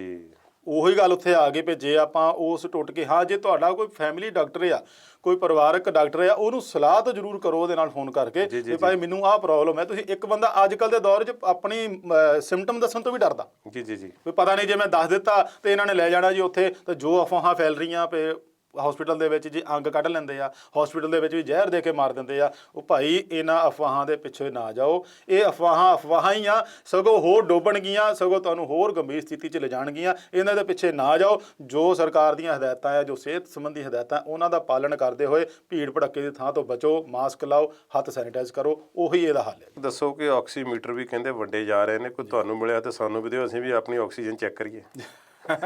ਗੱਲ ਉੱਥੇ ਆ ਗਈ ਜੀ, ਇਹ ਕਰੋਨਾ ਦੇ ਵਿੱਚ ਵੀ ਰਾਜਨੀਤੀ ਵੜ ਗਈ ਹੈ ਜੀ। ਹੁਣ ਇਹ ਜੇ ਆਪਾਂ ਦੇਖਿਆ ਜਾਵੇ ਤਾਂ ਆਮ ਆਦਮੀ ਪਾਰਟੀ ਤੇ ਕਾਂਗਰਸ ਇਸ ਕਰੋਨਾ ਨੂੰ ਲੈ ਕੇ ਹੀ, ਉਹਨਾਂ ਨੂੰ ਕਰੋਨਾ ਦਾ ਫਿਕਰ ਨਹੀਂ ਹੈਗਾ ਵੀ ਕੇਸ ਵੱਧ ਰਹੇ ਆ ਜਾਂ ਜਿਹੜੀ ਮੌਤ ਦਰ ਵੱਧ ਰਹੀ ਆ। ਉਹਨਾਂ ਨੂੰ ਇਹ ਫਿਕਰ ਆ ਵੀ ਆਉਣ ਵਾਲੀਆਂ ਚੋਣਾਂ 'ਚ ਅਸੀਂ ਕਿਵੇਂ ਆਪਣੇ ਆਪ ਨੂੰ ਪੇਸ਼ ਕਰਨਾ, ਤਾਂ ਜੇ ਲੋਕਾਂ ਦਾ ਦਿਲ ਕਿਵੇਂ ਜਿੱਤਣਾ।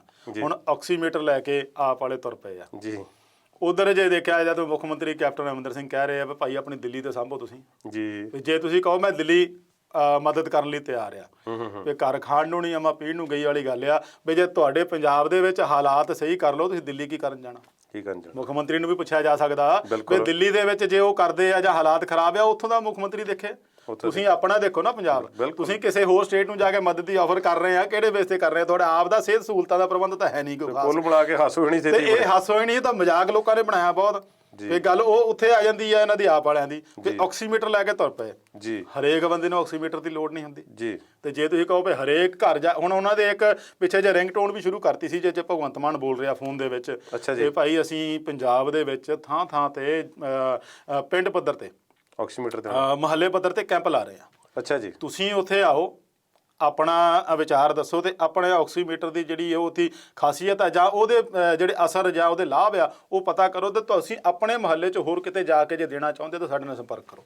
ਅੱਛਾ ਜੀ। ਹੁਣ ਜੇ ਬੰਦੇ ਸਾਰੇ ਇੱਦਾਂ ਤੁਰ ਪੈਣ ਆਕਸੀਮੀਟਰ ਲੈਣ ਲਈ ਤੇ ਫਿਰ ਇਹ ਗੱਲ ਨਹੀਂ ਨਾ ਬਣਦੀ। ਗੱਲ ਨਹੀਂ ਬਣਦੀ। ਤੇ ਗੱਲ ਤਾਂ ਕਰੋਨਾ ਦੀ ਚੱਲ ਰਹੀ ਆ, ਜਿਹੜੇ ਮੁੱਢਲੇ ਲੱਛਣਾਂ ਤੋਂ ਹੀ ਠੀਕ ਹੋ ਜਾਂਦਾ ਆ ਆਕਸੀਮੀਟਰ, ਤਾਂ ਫਿਰ ਉਹ ਦੂਜਾ ਤੀਜਾ ਸਟੇਜ ਆ ਜਾਂਦਾ ਜਦੋਂ ਬੰਦੇ ਦਾ ਸਾਹ ਵਗੈਰਾ ਰੁਕਦਾ। ਇਹ ਭਾਵੇਂ ਬਿਮਾਰੀ ਤੋਂ ਮਹਾਮਾਰੀ ਬਣ ਗਈ ਹੈ, ਪਰ ਰਾਜਨੀਤੀ ਅਜੇ ਵੀ ਭਾਰੀ ਹੈ। ਰਾਜਨੀਤੀ ਨਹੀਂ ਜਾ ਸਕਦੀ ਜੀ ਸਾਡੇ ਦੇਸ਼ ਚੋਂ, ਇਹ ਰਾਜਨੀਤੀ ਹਰੇਕ ਚੀਜ਼ ਚੋਂ ਲੱਭ ਲੈਂਦੇ ਜੀ। ਹਰੇਕ ਗੱਲ ਤੋਂ, ਬਿਮਾਰੀ ਹੋਵੇ, ਹੜ੍ਹ ਹੋਵੇ, ਕੋਈ ਕੁਦਰਤੀ ਮਹਾਮਾਰੀ ਹੋਵੇ, ਕੁਦਰਤੀ ਆਫਤ ਹੋਵੇ, ਉਹਦੇ ਚੋਂ ਵੀ ਰਾਜਨੀਤੀ ਲੱਭ ਲੈਂਦੇ ਵੀ ਅਸੀਂ ਇਹ ਤੇ ਰਾਜਨੀਤੀ ਕੀ ਕਰਨੀ ਹੈ। ਅਸੀਂ ਹੁਣ ਮੁੱਦਾ ਇੱਕ ਬੜਾ ਅਹਿਮ ਵਿਚਾਰ ਉਹਦੇ ਤੇ ਕਰਨੀ ਹੈ ਅਸੀਂ ਜੀ। ਵੈਸੇ ਤਾਂ ਸਾਡੀ ਸ਼੍ਰੋਮਣੀ ਗੁਰਦੁਆਰਾ ਪ੍ਰਬੰਧਕ ਕਮੇਟੀ, ਸ੍ਰੀ ਅਕਾਲ ਤਖਤ ਸਾਹਿਬ ਤੇ ਹੋਰ ਜਥੇਦਾਰ ਸਾਹਿਬਾਨ, ਜਦੋਂ ਕੋਈ ਸਿੱਖ ਪੰਥ ਦੀ, ਕੋਈ ਸਿੱਖ ਧਰਮ ਦੀ ਗੱਲ ਆਉਂਦੀ ਹੈ ਤੇ ਉਹ ਕਹਿੰਦੇ ਕਿ ਮੀਡੀਆ ਸਾਡੀ ਗੱਲ ਨੂੰ ਵਿਗਾੜ ਕੇ ਪੇਸ਼ ਕਰਦਾ ਹੈ ਜੀ। ਤੇ ਇਸ ਤੇ ਉਹਨਾਂ ਨੂੰ ਗੱਲ ਕਰਨ ਦਾ ਬਹੁਤਾ ਹੱਕ ਨਹੀਂ, ਤੇ ਸਾਡੇ ਘਰ ਦਾ ਮਸਲਾ ਅਸੀਂ ਬੈਠ ਕੇ ਸੁਲਝਾ ਲਵਾਂਗੇ। ਠੀਕ ਹੈ ਜੀ। ਲੇਕਿਨ ਜਦੋਂ ਮੀਡੀਆ, ਜਿਹਦਾ ਨਾਂ ਹੀ ਮੀਡੀਆ, ਉਹਦਾ ਕੰਮ ਤੇ ਰਿਪੋਰਟ ਕਰਨਾ ਹੈ, ਮਸਲੇ ਦਾ ਹੱਲ ਦੱਸਣਾ ਮੀਡੀਆ ਦਾ ਕੰਮ ਨਹੀਂ ਹੁੰਦਾ। ਹੁਣ ਜਿਹੜੀ ਇੱਕ ਝੜਪ ਹੋਈ ਹੈ, ਕਿਹਾ ਜਾ ਰਿਹਾ ਕਿ ਸ਼੍ਰੋਮਣੀ ਗੁਰਦੁਆਰਾ ਪ੍ਰਬੰਧਕ ਕਮੇਟੀ ਦੀ ਕੋਈ ਟਾਸਕ ਫੋਰਸ ਹੈ ਜੀ, ਉਹਨਾਂ ਨੇ ਕੋਈ ਡਾਂਗਾਂ ਵਰਾਈਆਂ ਨੇ, ਉਹ ਕਿਹਦੇ ਤੇ ਵਰਾਈਆਂ ਗਈਆਂ ਤੇ ਕਿਉਂ ਵਰਾਈਆਂ ਗਈਆਂ, ਜੇ ਇਹ ਖਬਰ ਸੱਚ ਹੈ ਤਾਂ? ਦੇਖੋ ਇਹ ਤੁਹਾਡੀ ਗੱਲ ਜਿਹੜੀ ਖਬਰ ਇਹ ਬਿਲਕੁਲ ਸੱਚ ਆ ਜੀ। ਇਹ ਮਾਮਲਾ ਤਾਂ ਉੱਠਿਆ ਗੁਰੂ ਗ੍ਰੰਥ ਸਾਹਿਬ ਦੇ ਪਾਵਨ ਸਰੂਪਾਂ ਦੇ ਲਾਪਤਾ ਹੋਣ ਦਾ ਜੀ, ਜਿਹਦੇ 'ਚ ਚੱਲਿਆ ਆਉਣ ਡਿਆ ਸੀ 2 ਮਹੀਨਿਆਂ ਤੋਂ ਵੀ 267 ਸਰੂਪ ਲਾਪਤਾ ਆ ਇਹਨਾਂ ਦੀ ਜਿਹੜੀ ਪ੍ਰਕਾਸ਼ਨ ਵਿਭਾਗ ਚੋਂ, ਬਿਲਕੁਲ, ਜਿਹਦਾ ਕੋਈ ਐਂਟਰੀ ਹੈ ਨਹੀਂ ਜੀ। ਉਹ ਤੁਰ ਕੇ ਪਹੁੰਚ ਗਈ ਗੱਲ 328 ਸਰੂਪਾਂ ਤੇ। ਅੱਛਾ ਜੀ। ਹੁਣ ਜਿਹੜਾ ਹਰੇਕ ਬੰਦਾ ਜਿਹੜਾ ਨਾਨਕ ਨਾਮ ਲੇਵਾ ਗੁਰੂ ਗ੍ਰੰਥ ਸਾਹਿਬ ਨੂੰ ਮੰਨਣ ਵਾਲਾ ਆ, ਉਹਦੇ ਮਨ 'ਚ ਸ਼ੰਕਾ ਤਾਂ ਆਊਗੀ ਨਾ ਵੀ ਗੁਰੂ ਗ੍ਰੰਥ ਸਾਹਿਬ ਦੇ ਸਰੂਪ ਕਿੱਥੇ ਗਏ? 328 ਇੱਕ ਨਾਲ ਤਾਂ ਇੱਥੇ ਬੇਅਦਬੀ ਇੱਕ ਹੋ ਜਾਵੇ ਤਾਂ ਆਪਾਂ 194 ਏ ਤੱਕ ਦੀ ਧਾਰਾ ਲਾ ਕੇ ਉਹਨੂੰ ਅੰਦਰ ਕਰਨ ਤੱਕ ਜਾਂਦੇ ਆ ਵੀ ਤੂੰ ਸਾਡੇ ਗੁਰੂ ਦੀ ਬੇਅਦਬੀ ਕਰਨ ਵਾਲਾ ਹੁੰਦਾ ਕੌਣ ਆ। ਤੇ ਜੇ 328 ਸਰੂਪ ਲਾਪਤਾ ਹੋ ਗਏ, ਉਹਦੇ ਵਿੱਚ ਇੱਕ ਕਮੇਟੀ ਬਣਾਈ, ਜਾਂਚ ਕੀਤੀ, ਦੋਸ਼ੀ ਪਾਏ ਗਏ, ਤੇ ਪ੍ਰਧਾਨ ਸਾਹਿਬ ਹੋਣੀ ਜਿਹੜੇ ਭਾਈ ਗੋਬਿੰਦ ਸਿੰਘ ਲੌਂਗੋਵਾਲ ਹੋਣੀ ਪਹਿਲਾਂ ਤਾਂ ਕਹਿ ਰਹੇ ਵੀ ਫੌਜਦਾਰੀ ਕੇਸ ਕਰਾਂਗੇ ਇਹਨਾਂ ਤੇ, ਬਹੁਤ ਵੱਡਾ ਜੁਰਮ ਕੀਤਾ, ਦੋਸ਼ੀ ਪਾਏ ਗਏ ਆ। ਫਟਾਫਟ ਕੋਹਲੀ ਹੁਣਾਂ ਦੀਆਂ ਜਿਹੜੀਆਂ ਇਹਨਾਂ ਦੇ ਸੀਏ ਰਹੇ ਆ, ਉਹਨਾਂ ਦੇ ਫਿਰ ਸਾਬਕਾ ਮੁੱਖ ਸਕੱਤਰ ਜਿਨ੍ਹਾਂ ਦੀ ਹੁਣ ਡੈਥ ਹੋ ਚੁੱਕੀ ਹੈ, ਹਰਚਰਨ ਸਿੰਘ, ਉਹਨਾਂ ਨੂੰ ਦੋਸ਼ੀ ਪਾਤਾ। ਇਹੋ ਜਿਹੀ ਫਿਰ ਕਿਹੜਾ ਕਾਰਨ ਬਣ ਗਿਆ ਜਿਹੜਾ ਇੱਕਦਮ ਯੂ ਟਰਨ ਲੈ ਲਿਆ ਵੀ ਨਹੀਂ ਜੀ ਇਹ ਸਾਡਾ ਘਰ ਦਾ ਮਸਲਾ, ਅਸੀਂ ਆਪਸ 'ਚ ਨਿਬੇੜ ਲਾਂਗੇ ਜੀ। ਤੇ ਜੇ ਤੀਆ ਬੰਦਾ ਕੋਈ ਬੇਅਦਬੀ ਕਰਦਾ ਫਿਰ ਉਹਦਾ ਵੀ ਆਪਣਾ ਘਰ ਦਾ ਮਸਲਾ ਹੀ ਹੋਊਗਾ, ਗੁਰੂ ਉਹਦਾ ਵੀ ਆ। ਸ਼੍ਰੋਮਣੀ ਗੁਰਦੁਆਰਾ ਪ੍ਰਬੰਧਕ ਕਮੇਟੀ ਇਲੈਕਟਡ ਬਾਡੀ ਹੈ, ਆਪਣੀ ਇਲੈਕਟਡ ਤੁਸੀਂ ਬਾਡੀ ਆ, ਤੁਸੀਂ ਗੁਰੂ ਸਾਹਿਬ ਦਾ ਪ੍ਰਬੰਧ ਦੇਖਣਾ, ਤੁਸੀਂ ਉਹਦੀ ਹਿਫਾਜ਼ਤ ਕਰਨੀ ਆ, ਜਵਾਬਦੇਹ ਤੁਸੀਂ ਜਵਾਬਦੇਹ ਆ ਸਿੱਖ ਪੰਥ ਨੂੰ। ਤੇ ਜੇ ਤੁਸੀਂ ਕਹੋਗੇ ਵੀ ਅਸੀਂ ਫੌਜਦਾਰੀ ਮੁਕੱਦਮਾ ਕਰਨ ਦੀ ਬਜਾਏ ਆਪ ਦਾ ਯੂ ਟਰਨ ਲੈ ਕੇ ਕਹਿ ਦਈਏ ਵੀ ਸਾਡੇ ਘਰ ਦਾ ਮਸਲਾ ਆ, ਤੇ ਇਹ ਤਾਂ ਫਿਰ ਗੱਲ ਨਹੀਂ ਬਣਦੀ ਨਾ। ਉਸੇ ਮਸਲੇ ਨੂੰ ਲੈ ਕੇ ਉਹਨਾਂ ਲਾਪਤਾ ਸਰੂਪਾਂ ਦੇ ਬਾਰੇ ਜਾਣਕਾਰੀ ਲੈਣ ਲਈ ਜਾਂ ਕੇਸ ਦਰਜ ਕਰਨ ਦੀ ਮੰਗ ਨੂੰ ਲੈ ਕੇ ਸਿੱਖ ਜਥੇਬੰਦੀਆਂ, ਜਿਹਦੇ ਕਿ ਸਤਿਕਾਰ ਕਮੇਟੀ ਆ, ਹੋਰ 5-6 ਜਥੇਬੰਦੀਆਂ ਆ ਜਿਹੜੀਆਂ ਉਹ ਇਹਨਾਂ ਦੇ ਜਿਹੜੇ ਤੇਜਾ ਸਿੰਘ ਸਮੁੰਦਰੀ ਹਾਲ ਆ ਅੰਮ੍ਰਿਤਸਰ ਦੇ ਵਿੱਚ ਸ਼੍ਰੋਮਣੀ ਕਮੇਟੀ ਦਾ ਮੁੱਖ ਦਫ਼ਤਰ ਆ, ਉਹਦੇ ਬਾਹਰ ਧਰਨੇ ਤੇ ਪਰਸੋਂ ਦੀਆਂ ਬੈਠੀਆਂ ਸੀ। ਅੱਛਾ ਜੀ। ਹੁਣ ਜਦੋਂ ਸ਼ਾਂਤਮਈ ਧਰਨਾ ਚੱਲ ਰਿਹਾ, ਅੱਛਾ ਸ਼ਾਂਤਮਈ ਧਰਨਾ, ਬਿਲਕੁਲ ਸ਼ਾਂਤਮਈ ਸੀ ਪਰਸੋਂ ਦਾ ਜੀ, ਠੀਕ ਆ। ਉਹ ਇੱਕ ਮੰਗ ਕਰ ਰਹੇ ਆ, ਹਰੇਕ ਡੈਮੋਕ੍ਰੇਸੀ ਆ ਜਿਹਦੇ ਵਿੱਚ ਹਰੇਕ ਨੂੰ ਆਪਣੀ ਗੱਲ ਕਰਨ ਦਾ, ਕਿਸੇ ਚੀਜ਼ ਦੀ ਮੰਗ ਕਰਨ ਦਾ। ਐਵੇਂ ਤਾਂ ਨਹੀਂ ਆਰਟੀਆਈ ਐਕਟ ਬਣਾਇਆ। ਬਿਲਕੁਲ, ਆਰਟੀਆਈ ਐਕਟ ਤਾਂ ਹੀ ਬਣਾਇਆ ਵੀ ਜੇ ਤੁਸੀਂ ਵੀ ਕਿਸੇ ਚੀਜ਼ ਦੀ ਤੁਸੀਂ ਚੀਜ਼ ਚਾਹੁੰਦੇ ਆ, ਮੰਗਣੀ ਚਾਹੁੰਦੇ ਆ, ਸਰਕਾਰ ਤੋਂ ਲੈਣੀ ਚਾਹੁੰਦੇ, ਜਿਹੜੀ ਤੁਹਾਨੂੰ ਨਹੀਂ ਪਤਾ ਲੱਗ ਸਕਦੀ, ਉਹ ਲੈ ਸਕਦੇ ਆ। ਉਹ ਬੜਾ ਵੱਡਾ ਇਹ ਦੇਣ ਸੀਗੀ ਉਦੋਂ ਅੰਨਾ ਹਜ਼ਾਰੇ ਦੀ ਔਰ ਕਾਂਗਰਸ ਸਰਕਾਰ ਦੀ, ਆਰਟੀਆਈ ਐਕਟ ਦੀ। ਹੁਣ ਜਦੋਂ ਤੁਹਾਡੇ ਕੋਲ ਮੰਗਣ ਆਉਂਦੇ ਆ, ਕੋਈ ਜਾਣਕਾਰੀ ਲੈਂਦੇ, ਤੁਸੀਂ ਉਹਦੇ ਨਾਲ ਗੱਲਬਾਤ ਕਰੋ, ਉਹਦੀ ਮੁਸ਼ਕਲ ਸੁਣੋ, ਉਹਦੀ ਹੱਲ ਕੱਢਣ ਦੀ ਕੋਸ਼ਿਸ਼ ਕਰੋ, ਉਹਨਾਂ ਨੂੰ ਸ਼ਾਂਤ ਕਰੋ ਵੀ ਭਾਈ ਅਸੀਂ ਇਸ ਦਾ ਹੱਲ ਲੱਭਦੇ ਹਾਂ, ਵੀ ਜਿਵੇਂ ਤੁਸੀਂ ਕਹਿੰਦੇ ਅਸੀਂ ਸੋਚਦੇ ਹਾਂ, ਇਹਦੇ ਬਾਰੇ ਕੀ ਕਰਾਂਗੇ, ਜਾਂਚ ਕਰਾਂਗੇ, ਜੋ ਵੀ ਤੁਸੀਂ ਕਹਿ ਸਕਦੇ ਆ। ਇਹ ਥੋੜੀ ਵੀ ਜੇ ਤੁਸੀਂ ਸ਼ਾਂਤਮਈ ਬੈਠੇ ਤਾਂ ਉਹਨਾਂ ਨੂੰ ਟਾਸਕ ਫੋਰਸ ਭੇਜ ਕੇ ਤਾਂ ਉਹਨਾਂ ਨੂੰ ਉੱਥੋਂ ਉਠਾਉਣ ਲਈ ਤੇ ਡਾਂਗਾ ਭਰਾ ਦਿਓ। ਜੀ ਜੀ ਜੀ। ਉਹਦੇ ਨਾਲ ਤਾਂ ਜੋ ਕਰਨਾ ਸੀ ਕਰਤਾ। ਔਰ ਉਹਦੇ ਵਿੱਚ ਜੇ ਤੁਸੀਂ ਵੀਡੀਓ ਦੇਖਿਆ ਜਾਵੇ ਜਿਹੜੀ ਬਣੀਆਂ ਨਾ, ਉਹਦੇ ਵਿੱਚ ਵੀ ਇਹ ਇੱਕ 71 ਪੱਧਰ ਦਾ ਇੱਕ ਹੈਗਾ ਆ ਮੁਲਾਜ਼ਮ ਆ ਸ਼੍ਰੋਮਣੀ ਕਮੇਟੀ ਦਾ, ਜਿਹੜਾ ਇਹਨਾਂ ਨੂੰ ਲੈ ਕੇ ਆਇਆ ਸੀ। ਅੱਛਾ ਜੀ। ਉਹ ਲੈ ਕੇ ਆਇਆ ਔਰ ਡੰਗ ਇਹਨਾਂ ਦਾ ਪ੍ਰੀ ਪਲਾਨ ਸੀਗਾ, ਯੋਜਨਾਬੱਧ ਸੀ ਵੀ ਅਸੀਂ ਉਹਨਾਂ ਨੂੰ ਉੱਥੋਂ ਹਟਾਉਣਾ। ਅੱਛਾ ਜੀ। ਕਾਰਨ ਕਿਉਂ ਹਟਾਉਣਾ ਇਹ ਇਹਨਾਂ ਦੇ ਸਮਝ ਨਹੀਂ ਆਈ ਵੀ ਕਿਉਂ ਹਟਾਉਣਾ। ਜੇ ਸ਼ਾਂਤਮਈ ਦੇ ਰਹੇ, ਕੋਈ ਹੁੱਲੜਬਾਜ਼ੀ ਨਹੀਂ ਕਰ ਰਹੇ, ਕੁਛ ਨਹੀਂ ਕਰ ਰਹੇ, ਤੁਸੀਂ ਕਿਉਂ ਹਟਾਉਣਾ? ਉਹਨਾਂ ਦਾ ਹੱਕ ਆ, ਉਹ ਅੰਦੋਲਨ ਕਰਨਾ, ਉਹਨਾਂ ਦੀ ਮੰਗ ਕਰ ਰਹੇ। ਜੇ ਕੋਈ ਧਰਨਾ ਦੇ ਰਹੇ ਉਹਨਾਂ ਨੂੰ ਸ਼ਾਂਤ ਕਰੋ, ਉਹਨਾਂ ਦੀ ਮੰਗ ਮੰਨੋ, ਜਾਂ ਉਹਨਾਂ ਦੇ ਮੰਗ ਦੇ ਉੱਤੇ ਕੋਈ ਸੁਝਾਅ ਲਓ, ਉਹਨਾਂ ਤੋਂ ਕੀ ਕਹਿੰਦੇ ਆ, ਫੇਰ ਹੀ ਗੱਲ ਬਣਦੀ ਹੁੰਦੀ ਆ। ਇਹਨਾਂ ਨੇ ਉੱਥੇ ਕੀਤਾ ਤੇ ਉੱਥੇ ਕਵਰੇਜ ਕਰ ਰਹੇ ਸੀਗੇ ਪੱਤਰਕਾਰ, ਮੀਡੀਆ ਤਕਰੀਬਨ ਸਾਰੇ ਕਵਰੇਜ ਕਰਦਾ, ਲਾਈਵ ਵੀ ਚਲਾ ਰਿਹਾ ਹੁੰਦਾ। ਇਹਨਾਂ ਦੇ ਜਿਹੜੇ ਟਾਸਕ ਫੋਰਸ ਵਾਲਿਆਂ ਨੇ ਇੰਨੀ ਗੁੰਡਾਗਰਦੀ ਤੇ ਉਤਰ ਆਈ ਇਹ ਕਿ ਇਹ ਜਿਹੜੇ ਮੀਡੀਆ ਕਰਮੀਆਂ ਨੂੰ ਵੀ ਨਹੀਂ ਬਖਸ਼ਿਆ। ਅੱਛਾ ਜੀ। ਇੱਥੋਂ ਤੱਕ ਕਿ ਜੇ ਇੱਕ ਨਿਹੰਗ ਸਿੰਘ ਦੀ ਜਿਹੜਾ ਦਮਾਲਾ ਸਜਾਇਆ ਹੋਇਆ ਸੀ ਬਹੁਤ ਵੱਡਾ, ਪੱਗ ਜਿਹੜਾ ਉਹ ਸਿਰ ਦਾ ਤਾਜ ਹੁੰਦਾ ਆ, ਉਹਨੂੰ ਥਾਰੇ ਰੋਲਤਾ, ਉਹਦੇ ਮੱਥੇ ਤੇ ਸੱਟ ਲੱਗੀ ਆ, ਖੂਨ ਵਹਿ ਗਿਆ। ਮੀਡੀਆ ਕਰਮੀਆਂ ਦੇ ਵਿੱਚ ਉਹਨਾਂ ਨੇ ਉਹ ਜਿਹੜੀ ਮਾਈਕ ਆਈਡੀਆਂ ਹੁੰਦੀਆਂ ਉਹ ਤੋੜਤੀਆਂ, ਉਹਨਾਂ ਨੂੰ ਬੁਰਾ ਭਲਾ ਕਿਹਾ, ਗਾਲ ਤੱਕ ਕੱਢਣ ਦੀ ਜਿਹੜੀ ਆਵਾਜ਼ ਵਿੱਚ ਆਉਂਦੀ ਆ। ਇਹ ਬਹੁਤ ਹੀ ਸਿਖਰ ਦਾ ਇੱਕ ਨਿੰਦਣਯੋਗ ਕੰਮ ਸੀਗਾ ਜਿਹੜਾ ਇਹਨਾਂ ਨੇ ਕੀਤਾ ਸ਼੍ਰੋਮਣੀ ਕਮੇਟੀ ਨੇ। ਜੇ ਇਹਨੂੰ ਕੋਈ ਵੀ ਇਸ ਨੂੰ ਜਿਹੜਾ ਹਾਂ ਪੱਖੀ ਬੰਦਾ ਜਾਂ ਸਿੱਖ ਪੰਥ ਦਾ ਬੰਦਾ ਆ, ਇਹਨੂੰ ਸਹੀ ਨਹੀਂ ਮੰਨੂਗਾ ਜੀ। 2 ਲਫ਼ਜ਼ਾਂ ਦੇ ਵਿੱਚ ਪ੍ਰੋਗਰਾਮ ਦਾ ਸਮਾਂ ਖਤਮ ਹੋ ਚੁੱਕਾ ਹੈ ਜੀ। ਗੁਰੂ ਗ੍ਰੰਥ ਸਾਹਿਬ ਦੀ ਬੇਅਦਬੀ ਨੂੰ ਲੈ ਕੇ ਜੋ ਬਹਿਬਲ ਕਲਾਂ ਦੇ ਵਿੱਚ ਗੋਲੀकांड ਹੋਇਆ ਜੀ, ਸ਼ਾਂਤਮਈ ਧਰਨਾ ਦੇ ਰਹੇ ਲੋਕਾਂ ਦੇ ਗੋਲੀ ਚਲਾਈ ਗਈ ਤੇ ਇੱਥੇ ਉਸੇ ਤਰ੍ਹਾਂ ਦੀ ਘਟਨਾ ਨੂੰ ਲੈ ਕੇ ਸ਼ਾਂਤਮਈ ਬੈਠੇ ਲੋਕਾਂ ਤੇ ਇਹ ਜਿਹੜੇ ਇਹ ਡਾਂਗਾ ਭਰਾਈਆਂ ਗਈਆਂ, ਇਹ ਇੱਕੋ ਗੱਲ ਨਹੀਂ। ਗੱਲ ਇੱਕੋ ਹੀ ਆਉਂਦੀ ਆ। ਗੱਲ ਤਾਂ ਉੱਥੇ ਆ ਗਈ ਨਾ, ਸਿੱਖ ਨੂੰ ਮਾਰ ਰਿਹਾ। ਉੱਥੇ ਪ੍ਰਸ਼ਾਸਨ ਤੇ ਸਿੱਖ ਦਾ ਲੜਾਈ ਸੀਗੀ, ਸਰਕਾਰ ਦੇ ਸਿੱਖਾਂ ਦੀ ਲੜਾਈ ਸੀ। ਇੱਥੇ ਸਿੱਖ ਤੇ ਸਿੱਖਾਂ ਦੀ ਲੜਾਈ ਆ।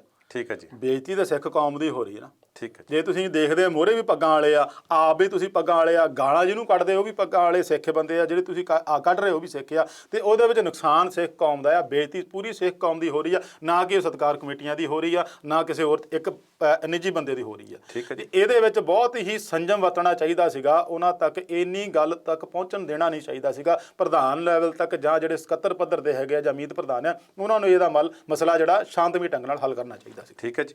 ਪ੍ਰੋਗਰਾਮ ਇੱਥੇ ਖਤਮ ਕਰਦੇ ਹਾਂ ਜੀ। ਬਹੁਤ ਮਿਹਰਬਾਨੀ ਆਪ ਜੀ ਦੀ।